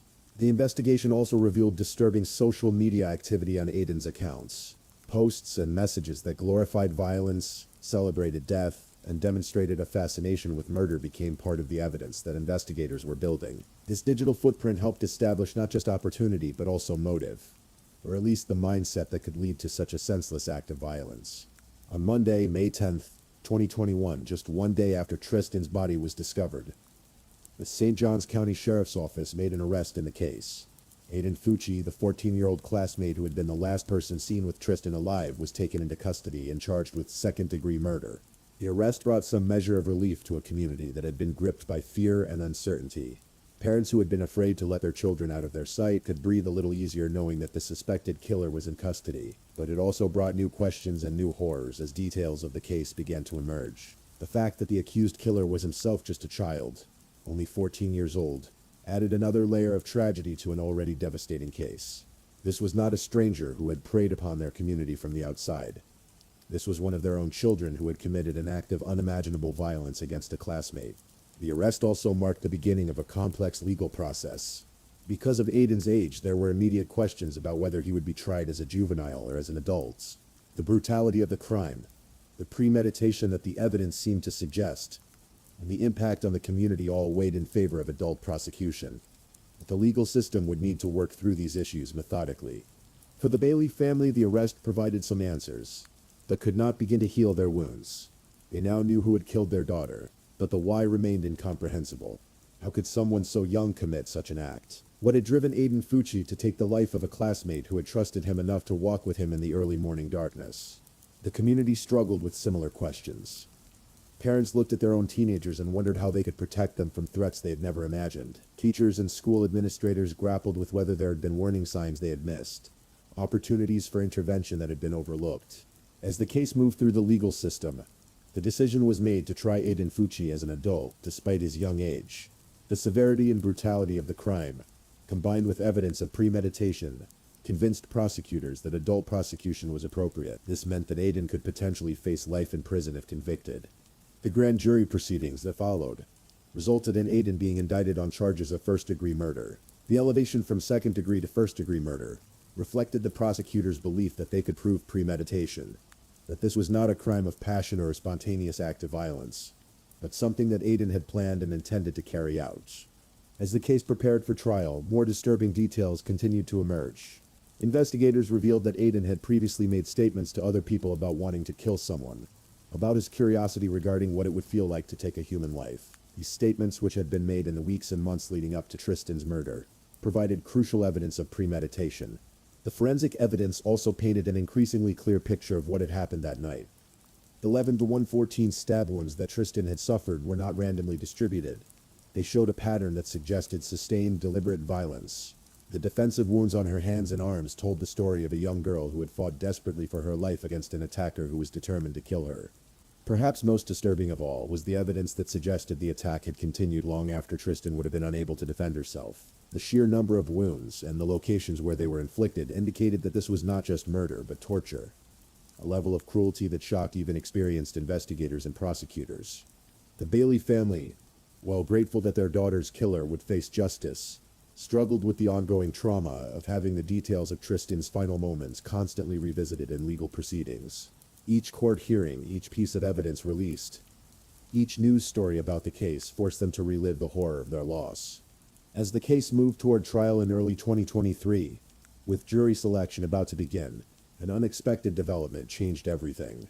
On February 6, 2023, just before the trial was set to start, Aiden Fucci made the decision to change his plea. In court, He pleaded guilty to first-degree murder, acknowledging his responsibility for Tristan Bailey's death. The plea meant that there would be no trial, no lengthy court proceedings where every detail of the crime would be examined and re-examined. For the Bailey family, this was both a relief and a frustration.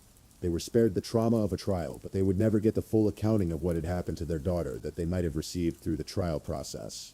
Aiden's confession, however, did provide some details about the crime. He admitted to luring Tristan to the wooded area where she was killed, and he acknowledged the brutal nature of the attack. While his confession did not provide a clear motive, there may never be an explanation that makes sense of such senseless violence. It did confirm what investigators had suspected about the premeditated nature of the crime.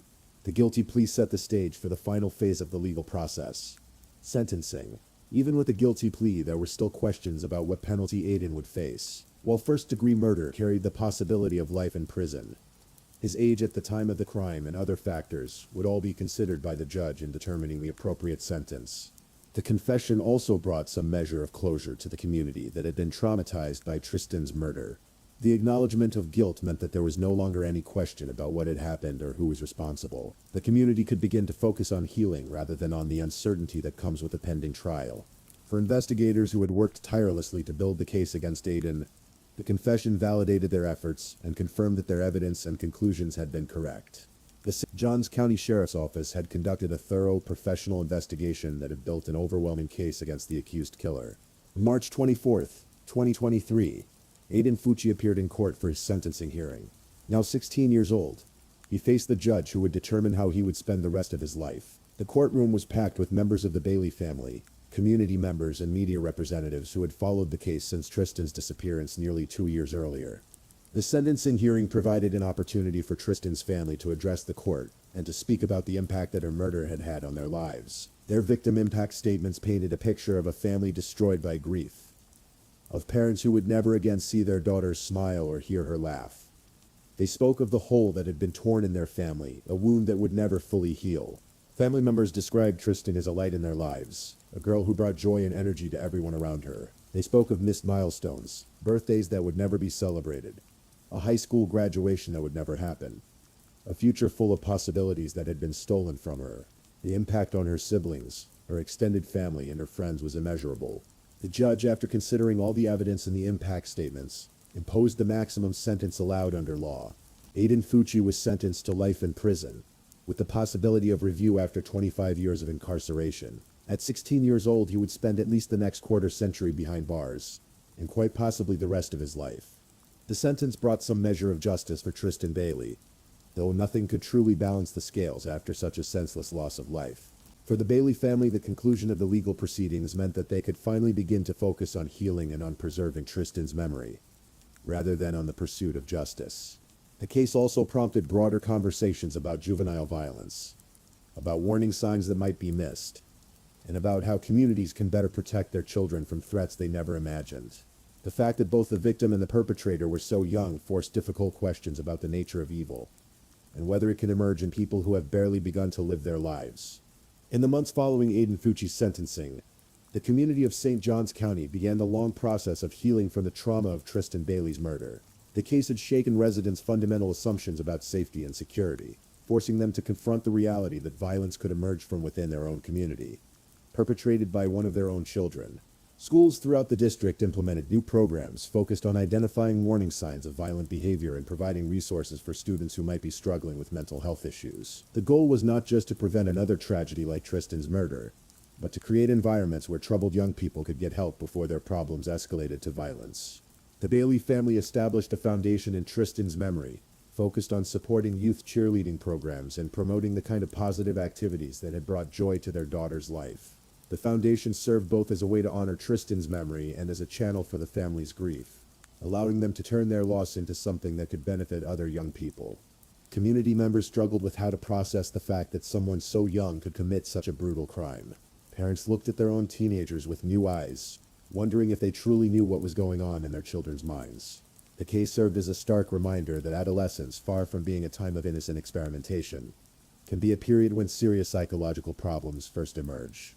Mental health professionals who studied the case pointed to the importance of taking seriously any statements that young people make about violence, even when they might seem like typical teenage bravado or attention-seeking behavior. Aiden's previous comments about wanting to kill someone, which had been dismissed by those who heard them, were retrospectively recognized as genuine warning signs that should have prompted intervention.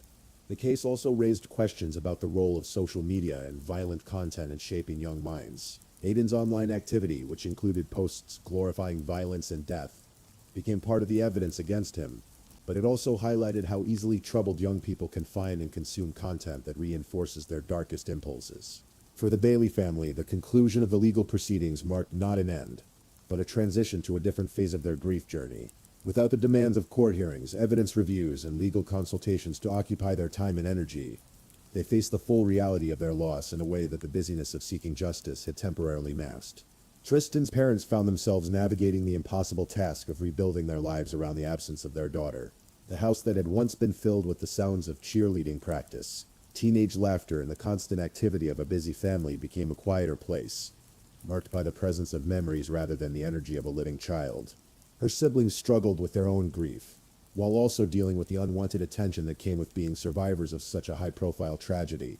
They had lost not just their sister, but also their sense of normalcy and privacy. Every milestone in their own lives would forever be marked by Tristan's absence.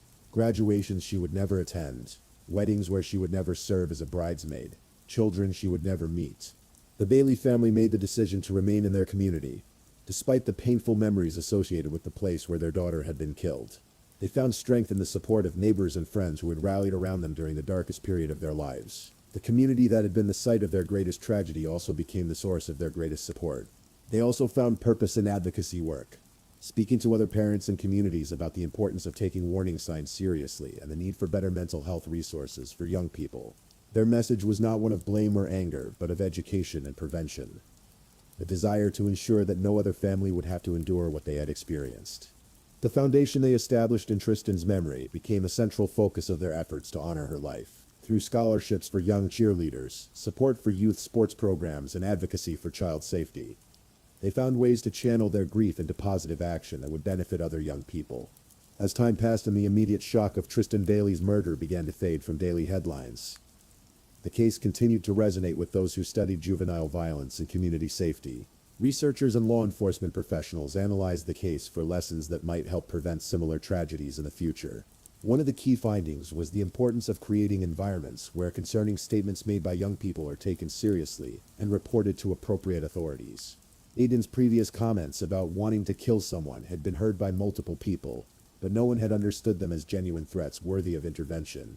The case highlighted the need for better education about recognizing and responding to warning signs of violence. The role of mental health services in schools and communities also came under scrutiny. While not every young person who makes disturbing comments will go on to commit violence, the case demonstrated the importance of having robust systems in place to evaluate and treat young people who may be struggling with violent thoughts or impulses. The investigation also revealed the sophisticated nature of the forensic work that had been necessary to build the case against Aiden. DNA evidence, digital forensics, surveillance footage analysis, and traditional detective work had all played crucial roles in establishing his guilt. The case became a model for how modern law enforcement techniques could be applied to solve complex crimes involving juvenile perpetrators. However, many questions remained unanswered. Despite Aiden's confession, a clear motive for the murder was never established. Why had he chosen Tristan as his victim? What had driven him to commit such a brutal act against someone who had trusted him enough to walk with him that night? The absence of a comprehensible motive made the crime even more disturbing for those trying to understand how such violence could emerge. The case also raised broader questions about the nature of evil and whether it can be predicted or prevented. Aiden had been a student in the same school system as his victim, had grown up in the same community, had been subject to many of the same influences and opportunities. What had gone wrong in his development that had led him down such a dark path? The murder of Tristan Bailey sent ripples far beyond the borders of St. Johns County, Florida. The case garnered national attention, partly because of the age of both the victim and the perpetrator, and partly because of the shocking brutality of the crime. News outlets across the country covered the story, and it became a frequent topic of discussion on social media platforms and true crime forums. For other communities, the case served as a wake-up call about the potential for violence to emerge from unexpected sources. Parents in suburban neighborhoods similar to the one where Tristan was killed found themselves having difficult conversations with their children about safety and about the importance of recognizing and reporting concerning behavior. Schools across the country used the case as an opportunity to review their own policies and procedures for identifying and addressing students who might be at risk of committing violence. The case highlighted the challenges that educators face in distinguishing between normal teenage rebelliousness and genuine threats to safety. Mental health professionals noted that the case illustrated many of the warning signs that research has identified as potentially predictive of violent behavior. Fascination with violence. Statements about wanting to hurt others. Social media activity glorifying death and brutality, an apparent lack of empathy for others. However, they also acknowledged the difficulty of translating these warning signs into threat prevention strategies. The legal system's handling of the case, particularly the decision to try Aiden as an adult, despite his young age, became a topic of debate among criminal justice experts. Some argued that the severity of the crime justified adult prosecution, while others questioned whether someone so young could truly be held to the same standards as an adult defendant. The case also contributed to ongoing discussions about the role of social media and violent content in shaping young minds. Aiden's online activity, which included engagement with violent imagery and themes, raised questions about how easily troubled young people can access and be influenced by disturbing content. Today, Aiden Fucci remains incarcerated at Cross City Correctional Institution in Florida, serving his life sentence for the murder of Tristan Bailey. He will not be eligible for review of his sentence until 2046, when he will be 41 years old. Whether he will ever be released remains to be seen. But for now, he faces the prospect of spending most, if not all, of his remaining life behind bars. The Bailey family continues to honor Tristan's memory through their foundation work and advocacy efforts. They have found ways to channel their grief into positive action, working to prevent other families from experiencing the tragedy that befell them. While their loss remains immeasurable, they have found purpose in ensuring that Tristan's life, however brief, continues to have meaning and impact. The community of St. Johns County has largely healed from the trauma of Tristan's murder. Though the scars remain, parents are perhaps more vigilant, teachers more aware of warning signs, and neighbors more conscious of the need to look out for one another. The sense of innocence and security that was shattered by the crime has been replaced by a more mature understanding of the potential for evil to exist even in the safest seeming places. Tristan Bailey would have turned 17 this year. She would have been preparing for her senior year of high school, thinking about college applications, perhaps still cheering for her school team. Instead, she remains forever 13 in the memories of those who loved her. A bright smile, an infectious laugh, a life full of promise that was cut tragically short. Her story serves as a reminder of the preciousness of life, and the importance of protecting our children, not just from external threats, but from the darkness that can sometimes emerge from within our own communities. It is a tragedy that defies easy explanation or comfortable resolution, but it is also a story that has prompted important conversations about youth violence, mental health, and community responsibility. In the end, perhaps the most fitting tribute to Tristan Bailey's memory is the commitment of those who loved her to ensure that her death was not in vain, that lessons were learned, that changes were made, and that other young lives might be saved. While nothing can bring her back or heal the wounds left by her loss, the determination to create positive change from such senseless tragedy represents the very best of human resilience in the face of incomprehensible evil. As we close this story, we remember Tristan not as a victim of violence, but as a young woman whose life, however brief, touched many others, and whose memory continues to inspire efforts to create a safer world for all children. May she rest in peace, and may her family find comfort in knowing that her story continues to make a difference in the lives of others. Please, if you're still awake, let's move on to our last story. Story 5. The high desert of California stretches endlessly in all directions, a landscape where secrets can be buried deep beneath the sandy soil and forgotten for years. In the small town of California City, nestled in the Mojave Desert about 100 miles north of Los Angeles, time moves slowly. It's the kind of place where everyone knows their neighbors, where missing persons cases don't happen often, and where a mother's worst nightmare would unfold over the course of more than a decade.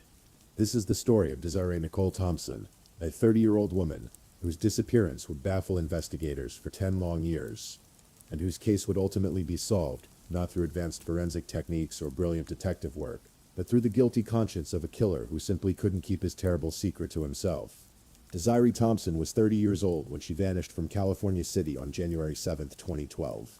Like many stories of missing persons, hers began not with fanfare or obvious danger signs, but with an ordinary day that would end in anything but ordinary circumstances. California City sits in Kern County, a sprawling desert community that was once envisioned as a master-planned city that would rival Los Angeles in size and scope. Instead, it became something different. A quiet, spread-out town where wide streets stretch between modest homes and empty lots, where the wind carries sand across lonely intersections, and where the vast distances between neighbors can make it easy for someone to disappear without immediate notice. Desiree's life, like many others in this desert community, had seen its share of struggles. She had an ex-husband named Edward Gibson, and their relationship had been marked by volatility and violence. Domestic disputes were not uncommon in their troubled marriage. And even after their separation, the specter of that turbulent relationship would later cast a shadow over the investigation into her disappearance. On that January day in 2012, Desiree Thompson encountered someone who would forever alter the trajectory of her life and the lives of everyone who loved her. According to what investigators would later piece together, she got into a pickup truck with a man named Jose William Lara. It was a decision that would cost her everything. Lara was not someone Desiree knew well. He was 50 years old at the time, a man living in a rental house on 86th Street in California City. What transpired in the hours following their meeting would remain a mystery for years, hidden beneath layers of sand and silence, in the backyard of that unremarkable desert home. When Desiree Thompson failed to return home, her absence didn't immediately raise alarm bells. In a town like California City, people sometimes disappear for days at a time, visiting friends in other cities, taking impromptu trips, or simply seeking space from their daily routines. But as hours turned into days, and days turned into weeks, it became clear that something was terribly wrong. Her mother, Sherry Smith, knew in her heart that her daughter was in trouble.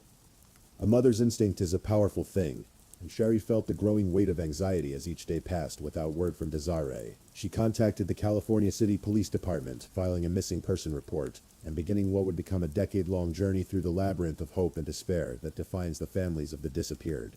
The initial investigation followed standard procedures. Police canvassed the area where Desiree was last seen, interviewed friends and family members, and followed up on various leads and tips from the community. They looked closely at her relationship with her ex-husband, Edward Gibson. Given the history of domestic violence between them, in cases where women disappear under mysterious circumstances, statistics unfortunately point to intimate partners as the most likely perpetrators, and investigators naturally focused significant attention on this angle. But as weeks turned into months, and months stretched into years, the trail grew cold. There were no major breakthroughs, no crucial pieces of evidence, no witnesses who could provide definitive answers about what had happened to Desiree Thompson. Her case joined the thousands of others in law enforcement databases across the country. Missing persons whose fates remain unknown, whose families live in a perpetual state of limbo between hope and grief. Meanwhile, Jose William Lara continued living his life in California City. He eventually moved away from the house on 86th Street, leaving behind what he believed to be a perfectly buried secret. For years, he might have thought he had committed the perfect crime. Desiree's body lay hidden beneath the earth in his former backyard, and with each passing season, the physical evidence of his crimes seemed to become more remote and undetectable. But Jose Lara possessed a fatal flaw that would ultimately lead to his downfall. He couldn't keep quiet about what he had done. There's an old saying that two people can keep a secret if one of them is dead. But what happens when the person who committed the murder feels compelled to share the details of their crime? What drives someone to confess their darkest deeds to others, even when doing so puts them at risk of exposure and prosecution? For reasons that may never be fully understood, Jose William Lara began talking about what he had done to Desiree Thompson. Not to police, not to lawyers or counselors, but to acquaintances, people who would later be described in court documents as informants. Perhaps it was guilt, perhaps it was a twisted form of bragging, or perhaps it was simply the psychological burden of carrying such a heavy secret so many years. The conversations reportedly took place over drinks, in casual settings where Lara felt comfortable enough to share horrific details about the night. Desiree Thompson died. According to documents that would later be filed in court, Lara described how he had invited Desiree to his house for beers. What started as what might have appeared to be a social encounter quickly turned deadly. Lara allegedly told these informants that during their time together something went wrong. The details he provided were chilling in their specificity. He claimed that he had bashed Desiree's head against a mini refrigerator in his home, and then stabbed her to death in his bedroom. The violence was sudden and brutal, transforming what may have begun as an ordinary evening into a scene of unimaginable horror. But perhaps even more disturbing than the killing itself was what came next. According to Lara's own alleged admissions, he then took Desiree's body and buried it in his backyard, covering the gravesite in an attempt to hide all evidence of the crime. He then continued living in that house, going about his daily routine while knowing that beneath the ground, just steps from his door, lay the remains of a woman whose family was desperately searching for answers. These conversations might have remained just that. Conversations between individuals with no particular loyalty to law enforcement or the pursuit of justice. But at some point, one or more of these informants decided that what they had heard was too important to keep secret. They contacted the California City Police Department and shared what Jose Lara had told them.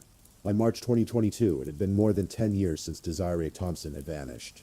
Her case had grown cold, her name had faded from local headlines, and the daily urgency of finding her had settled into the long, grinding ache of unresolved loss that her family had learned to carry. Then everything changed with a single phone call. The tip that came into the California City Police Department was specific and detailed. Informants told officers that Jose William Lara had been bragging about killing a woman who matched Desiree Thompson's description and burying her body in the backyard of 2031 86th Street in California City, the very address where Lara had been living at the time of Desiree's disappearance. For investigators, this was the kind of break that can revitalize a cold case. After years of following dead ends and pursuing leads that led nowhere, they finally had something concrete to investigate. The informant's accounts provided not just general allegations, but specific details about the location where Desiree's remains might be found. The decision to act on this information required careful consideration. Excavating someone's backyard is not something that law enforcement takes lightly. It requires resources, manpower, and the understanding that if nothing is found, an investigation may reach yet another dead end. But the details provided by the informants were compelling enough to warrant taking this significant step. In March 2022, investigators obtained the necessary warrants and descended upon the former home of Jose William Lara on 86th Street. The house had changed hands since Lara lived there, and the current occupants were likely unaware of the dark secret that may have been buried beneath their feet for the better part of a decade. What the investigators found that day would finally provide answers to questions that had haunted Desiree Thompson's family for more than 10 years. Hidden beneath layers of earth in the backyard, they discovered human remains. The skeletal remains were in a state consistent with having been buried for approximately a decade, matching the timeline of Desiree's disappearance. But the evidence didn't stop there. Inside the house, in what had been the master bedroom during Laura's tenancy, investigators found blood evidence, even after all those years, after whatever cleaning or renovation might have taken place. Forensic experts were able to detect traces of what had happened in that room on the night Desiree Thompson died. The discovery sent shockwaves through the small community of California City, and brought a mixture of closure and renewed grief to Desiree's family. After years of not knowing, of wondering if she might still be alive somewhere, they finally had their answer, but it was not the answer any parent hopes to receive.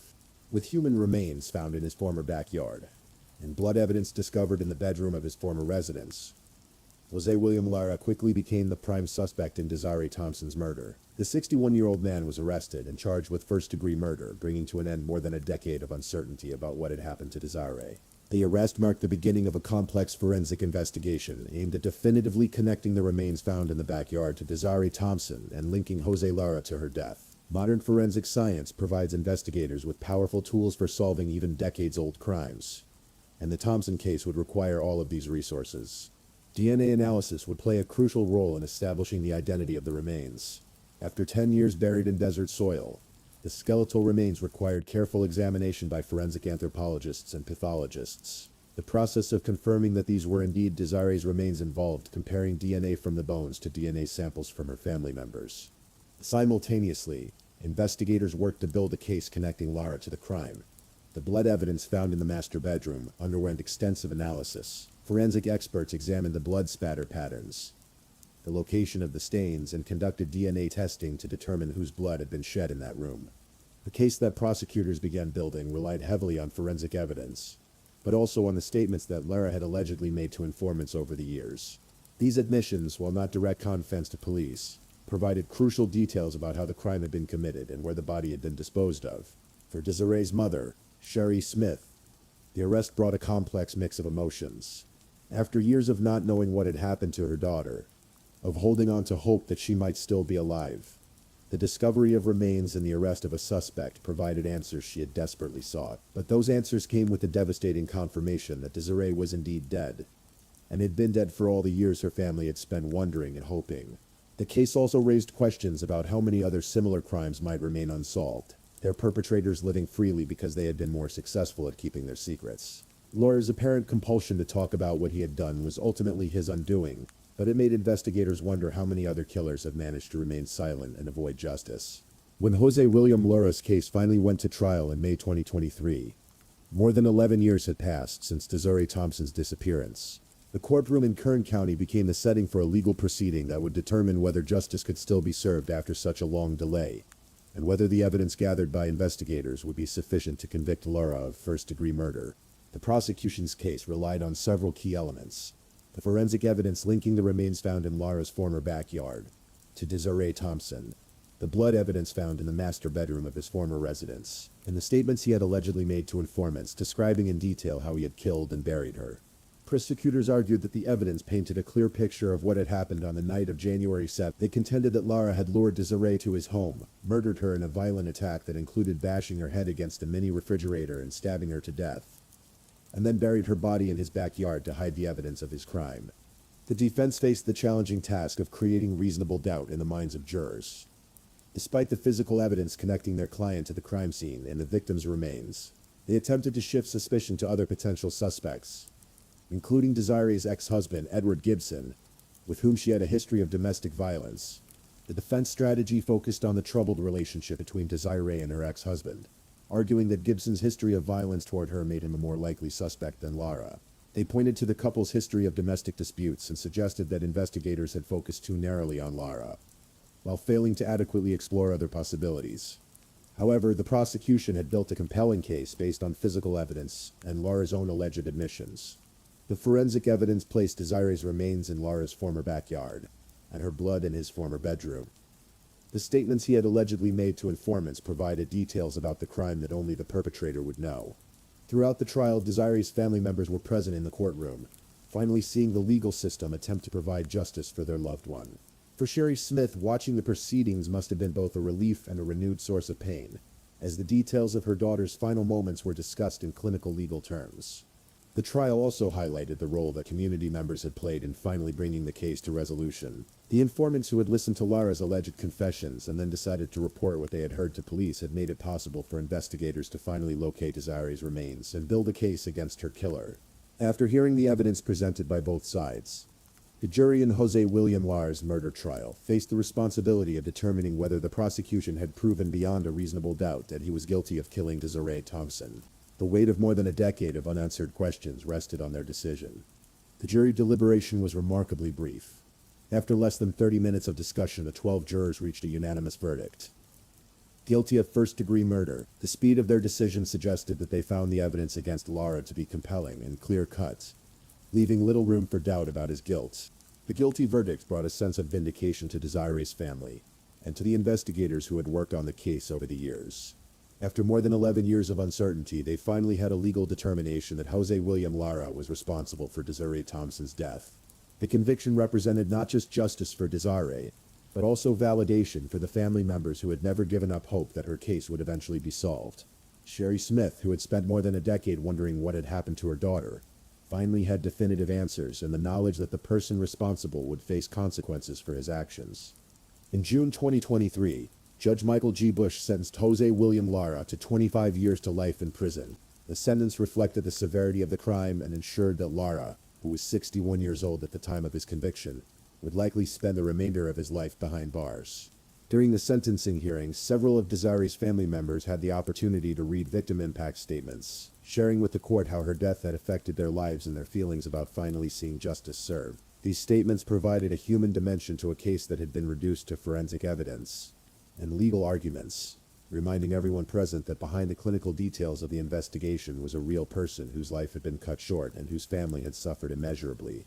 The case of Desiree Thompson serves as a reminder that justice, while sometimes delayed, can still be achieved even years after a crime has been committed. Advances in forensic science, combined with the dedication of law enforcement officers and the courage of community members willing to come forward with information, can breathe new life into cold cases that might otherwise remain forever unsolved.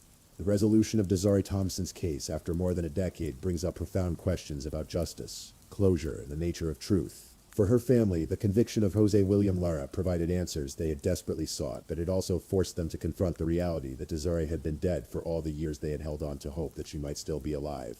The case also highlights the sometimes random nature of how cold cases get solved. It wasn't advanced forensic techniques or brilliant detective work that initially broke the case open. It was Jose Lara's inability to keep his terrible secret to himself. His decision to share details of the crime with others, perhaps driven by guilt or a need to confess, ultimately led to his downfall and provided the key that unlocked more than a decade of mystery. This aspect of the case raises troubling questions about how many other similar crimes remain unsolved, simply because their perpetrators have been more successful at keeping quiet. How many families are still waiting for answers about missing loved ones whose killers have managed to remain silent about their crimes?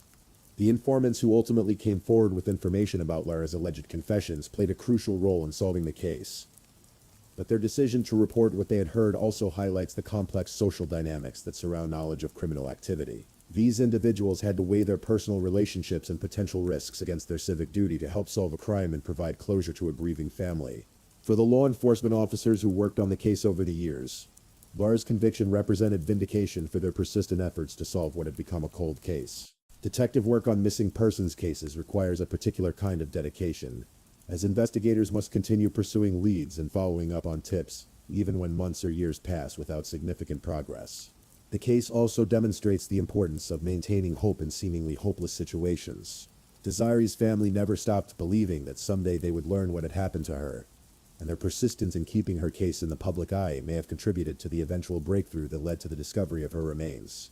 The physical location where Desiree was found, buried in the backyard of a modest home in the California desert, speaks to the ordinary settings where extraordinary crimes can occur. The house on 86th Street looked like any other residence in California City, giving no outward indication of the terrible secret hidden beneath its sandy soil.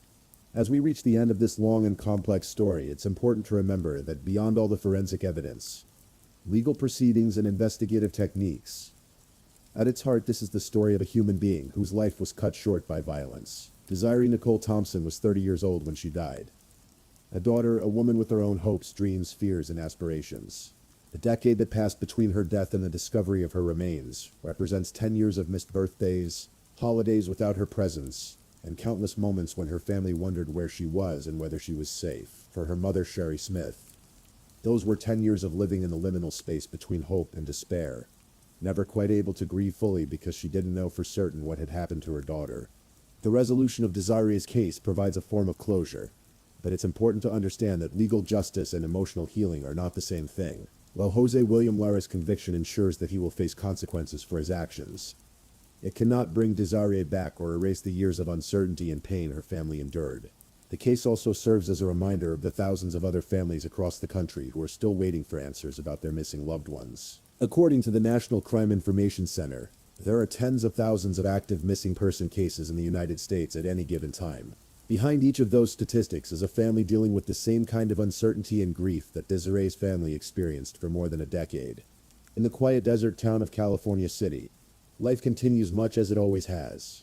The wide streets still stretch between modest homes and empty lots.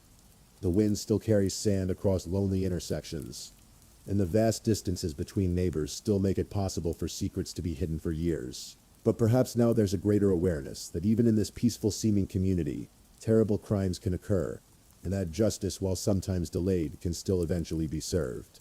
The house on 86th Street where Desiree Thompson spent her final moments and where her body lay hidden for 10 years now stands as a silent testament to both human cruelty and human resilience. It reminds us that behind the facade of ordinary suburban life, extraordinary dramas of life and death can unfold, leaving lasting scars on families and communities. As you drift off to sleep tonight, perhaps take a moment to remember Desiree Thompson, not as a victim or a case study, but as a person whose life had value and meaning, whose absence left a hole in the lives of those who loved her, and whose story serves as a reminder of both the darkness that humans are capable of, and the persistence of those who refuse to let injustice go unanswered. In the end, Desiree's story is one of justice delayed but not denied, of secrets that couldn't remain buried forever, and of a family's love that endured through more than a decade of uncertainty and pain. While her life was cut tragically short, her memory lives on, and her case serves as a beacon of hope for other families still searching for answers about their missing loved ones.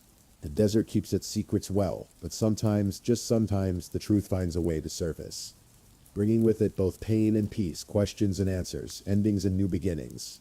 In the case of Desiree Nicole Thompson, that truth took more than 10 years to emerge, but when it finally did, it ensured that a killer would face justice and a family would finally know what had happened to someone they loved. Rest in peace, Desiree. Your story has been told, your killer has been caught, and your memory will not be forgotten. Thank you for listening to tonight's true crime story. Rest peacefully, knowing that another story awaits you next time, ready to accompany you on another journey toward restorative sleep. But if you're still awake, don't forget to like and subscribe so you don't miss our next true crime stories. And until next time, stay safe and take care. Good night.